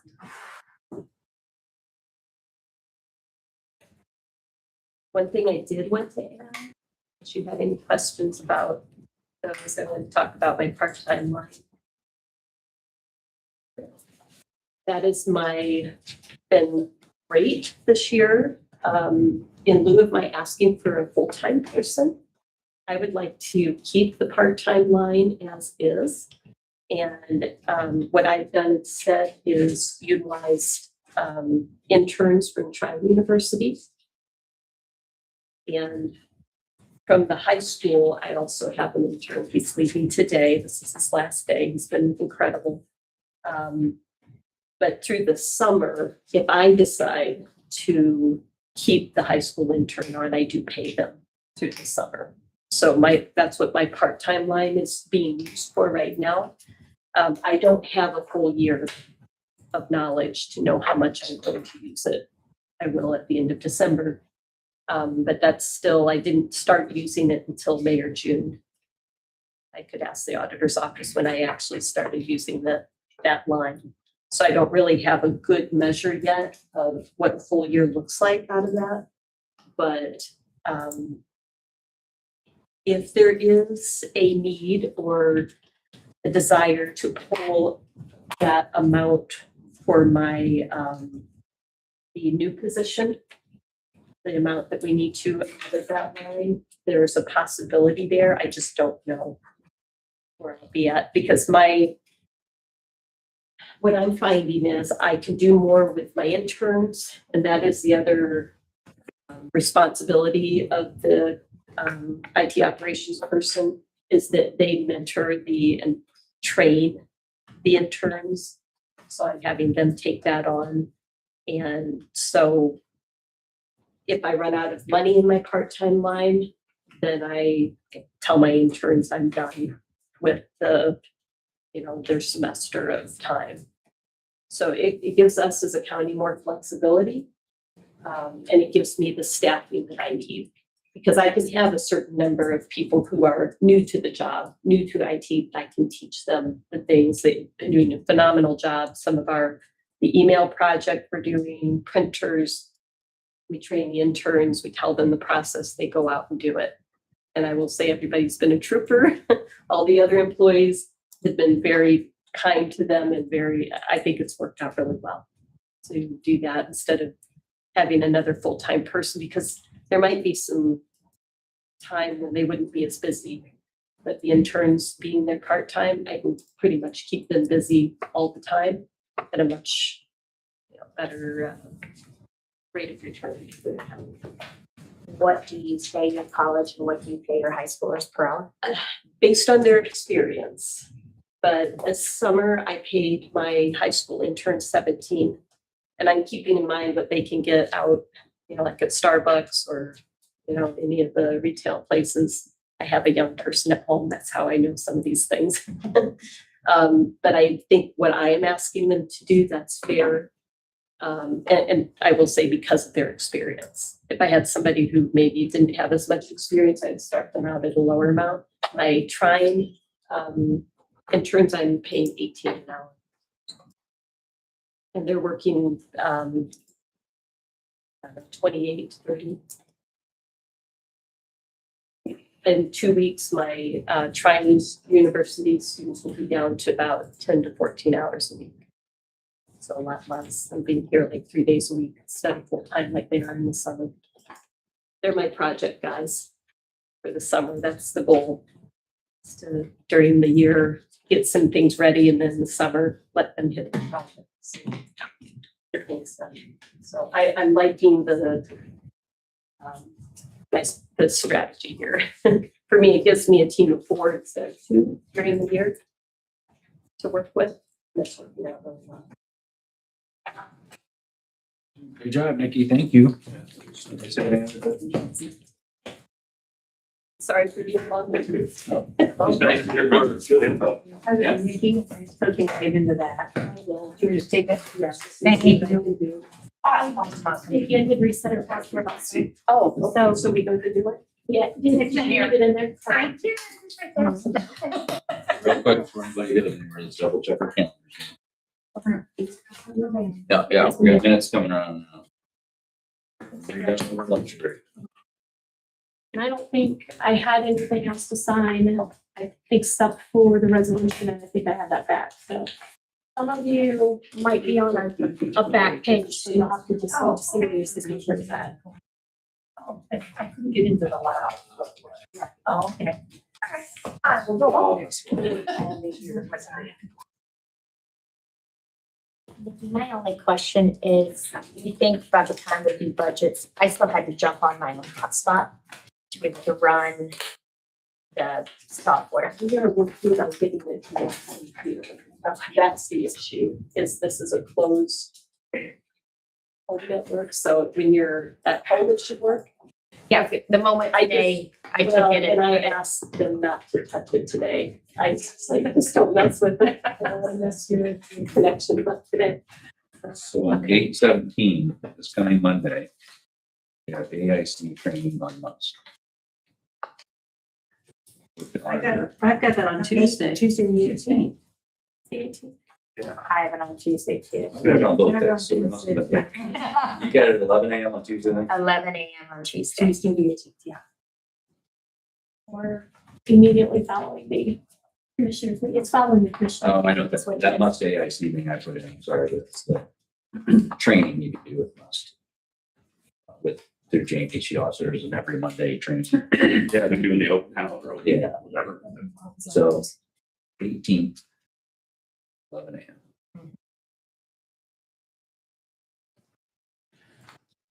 Okay. September 1st. At 1 o'clock. At 1. So on that, I have a question. Dan, that memo went out to all of the departments, or I'm sorry, all of the municipalities. I have not forwarded it on to the libraries, the schools, or the townships. Would you like me to send them an invite? Yes. For that, to all of them. I mean, I got the ones that need to set up in person that one speaking, but I didn't, so you guys see it and go on, you guys, I would actually. I just send that out to the state as an invite to me, they won't necessarily be able to speak, but, for you not. They'll get it. I'm sure all these people can show up, I'm sure all the. Okay. So Were you planning on having that in here? Mhm. The must. Are we gonna Yep. fit that many people in here? I don't know, we have to live stream it. Oh, Okay. so, yeah. Yep. It's supposed to be let's different. throw all these extra chairs out. training, is that gonna be televised at all? Is that? Has to be live stream. The training. Oh, the training, I'm not gonna be able to be here on Tuesday. we can, let's see if we can do a Teams. Set you up. If you want to do that, if you can't attend at all, that's fine too, but. No, actually, I will be on the road, but I have my iPad, so. Okay. On Monday, the 18th, right? Or Tuesday, the 18th, that would be Zoom or Teams. Ellie, we can get that set up. And then, I'd be happy. so the first is bust, and then the second is our start of budgets. 9:30 that it starts? 9:30. Yeah, you guys had some weird times. Where? I'm sorry. I'm not recalling why that was 9:30. I don't know either. 9/2, September 2. I don't know if somebody had something going on that morning or what. Somebody said it's over. But no, I've got the housing optimizer meeting at 8. That was okay. Yeah. Is that something you need to be at? So what time do you want to start? 9? Is that what you were thinking? That's whole day out. Earlier the better. Typically, yeah. Thursday we're starting. He actually can't, they canceled this month. They might cancel it because they're working in between. We've been waiting on this. Whatever we need to do in here, do, and I'll make it work. What do you guys want to start time? Or 9-2. Yeah, 9 o'clock was great. You might make part of it then. Okay, yeah. Okay, 9:2 is at 9 o'clock. 9 at 9, yes. Okay. And 9:3 is at 8, okay, good. 3 is what? 9:3 is at 8. Oh, that's the one I had. 9:30. That's why we're going to this right now. So 9 o'clock on the 3rd. No, 8 o'clock. 8 o'clock. Oh, I meant to say 8 o'clock. I moved it to 8 o'clock. I apologize. And then on the 8th, at 1. Second at 9. Wait a minute. Wait a minute. Right up there. Second at 9, you're right. September 2nd at 9. Third is what? 8. Eight, okay. And on the 8th, that Tuesday, is that 1? Why are we starting so late? Like We're the doing a commissioner commissioners meeting. meeting. Labor Day was the day before that. Well, and are you guys having a commissioners meeting that day? No. No? 8th now. We have a meeting that day. Do we Oh, have that to was start our at 1 actual- o'clock in the Yeah. afternoon? We have a 9 o'clock meeting. It was about giving them time because it's a holiday weekend of making any of our changes. That's not our council meeting though. You changed the council The council meeting. meeting is the 14th. The 16th. 14th. Oh, 14th? Oh, okay. It was the 16th, but Thank you. it's interfering with my tax sale. Gotcha, okay. So we went to Monday. And then, so if we go beyond the, There is no we get council into the meeting. 9th and the 10th. Yeah, the 8th, we're starting at, the 8th, we're meeting at 1. I think that was given the auditors some time to get all the. Yes, so they had it on her time. What's at 1 o'clock? 8th. Now, the 9th is the opportunity for some of us to go do a nuclear facility tour. Well, Yeah. But don't want to kill the momentum there too for getting things done. I cannot. The more time the auditor's office has to enter data and check it, the better. I'm just gonna throw that out there. I can't hear nothing. Can't be here the 9th. Yeah, 9th is out for me. The 10th is out for Lisa. Okay, the Try to get done 11th. on the 8th. In one day, Okay. well, 2 days, you're there second day, okay? Third, second, third. And then the 8th, if you still need the third day. The 2nd and the 3rd, and then the 8th, that's 3 days, and the 9th would be 4 days. But the 8th is only half a day. Correct. 9 o'clock on the 2nd, 8 o'clock on the 3rd. Is that right? There you go. Okay, all right. I just want to make sure I got my calendar straight. And on the 8th, at We're all 1. going, right? At 1. What are we doing about the 9th? You might still be asking. Leaving that on there, or? We're gonna see if we're gonna need it. I can't do it. Neither one of you can do the 9th. Yeah, there's So, nothing on the 9th. Let's And just then our- cancel the 9th. then our council meeting is on the 14th at 9 o'clock. About the 10th. And what it'll come down to is if we're not done, but it has to be advertised, right? I That's need the a issue. 48-hour You wouldn't be notice. here on the 10th either, though, would you? Yeah, I'll be here on the 10th. Day after your surgery? Uh-huh. Oh, it's my husband's surgery. I'm good. Okay. I Sounds will okay. Yes, I won't be. I will not be. Let's leave it on there, but let's hope we're wrapping it up on the 8th. Totally the 10th on there. I think, can we just put it that we have that discussion on the 3rd where Yeah. we're at? I would agree. If we have to add another half day, Yeah. so at least we have a week's notice if we're moving Yeah. stuff, if we're trying to make that fit in there. Yeah. I know it sucks for, but yeah. Okay. I mean, I could be on a phone call, and I'm gonna be driving in the car. Right. but, You know, I can't be seen. You could Wi-Fi hotspot. I could. Cody has Wi-Fi and put my headphones in and. That's wonderful. Clear as mud. Good job, everybody. Thank you. Motion to adjourn? I'll make that motion. I'll second it.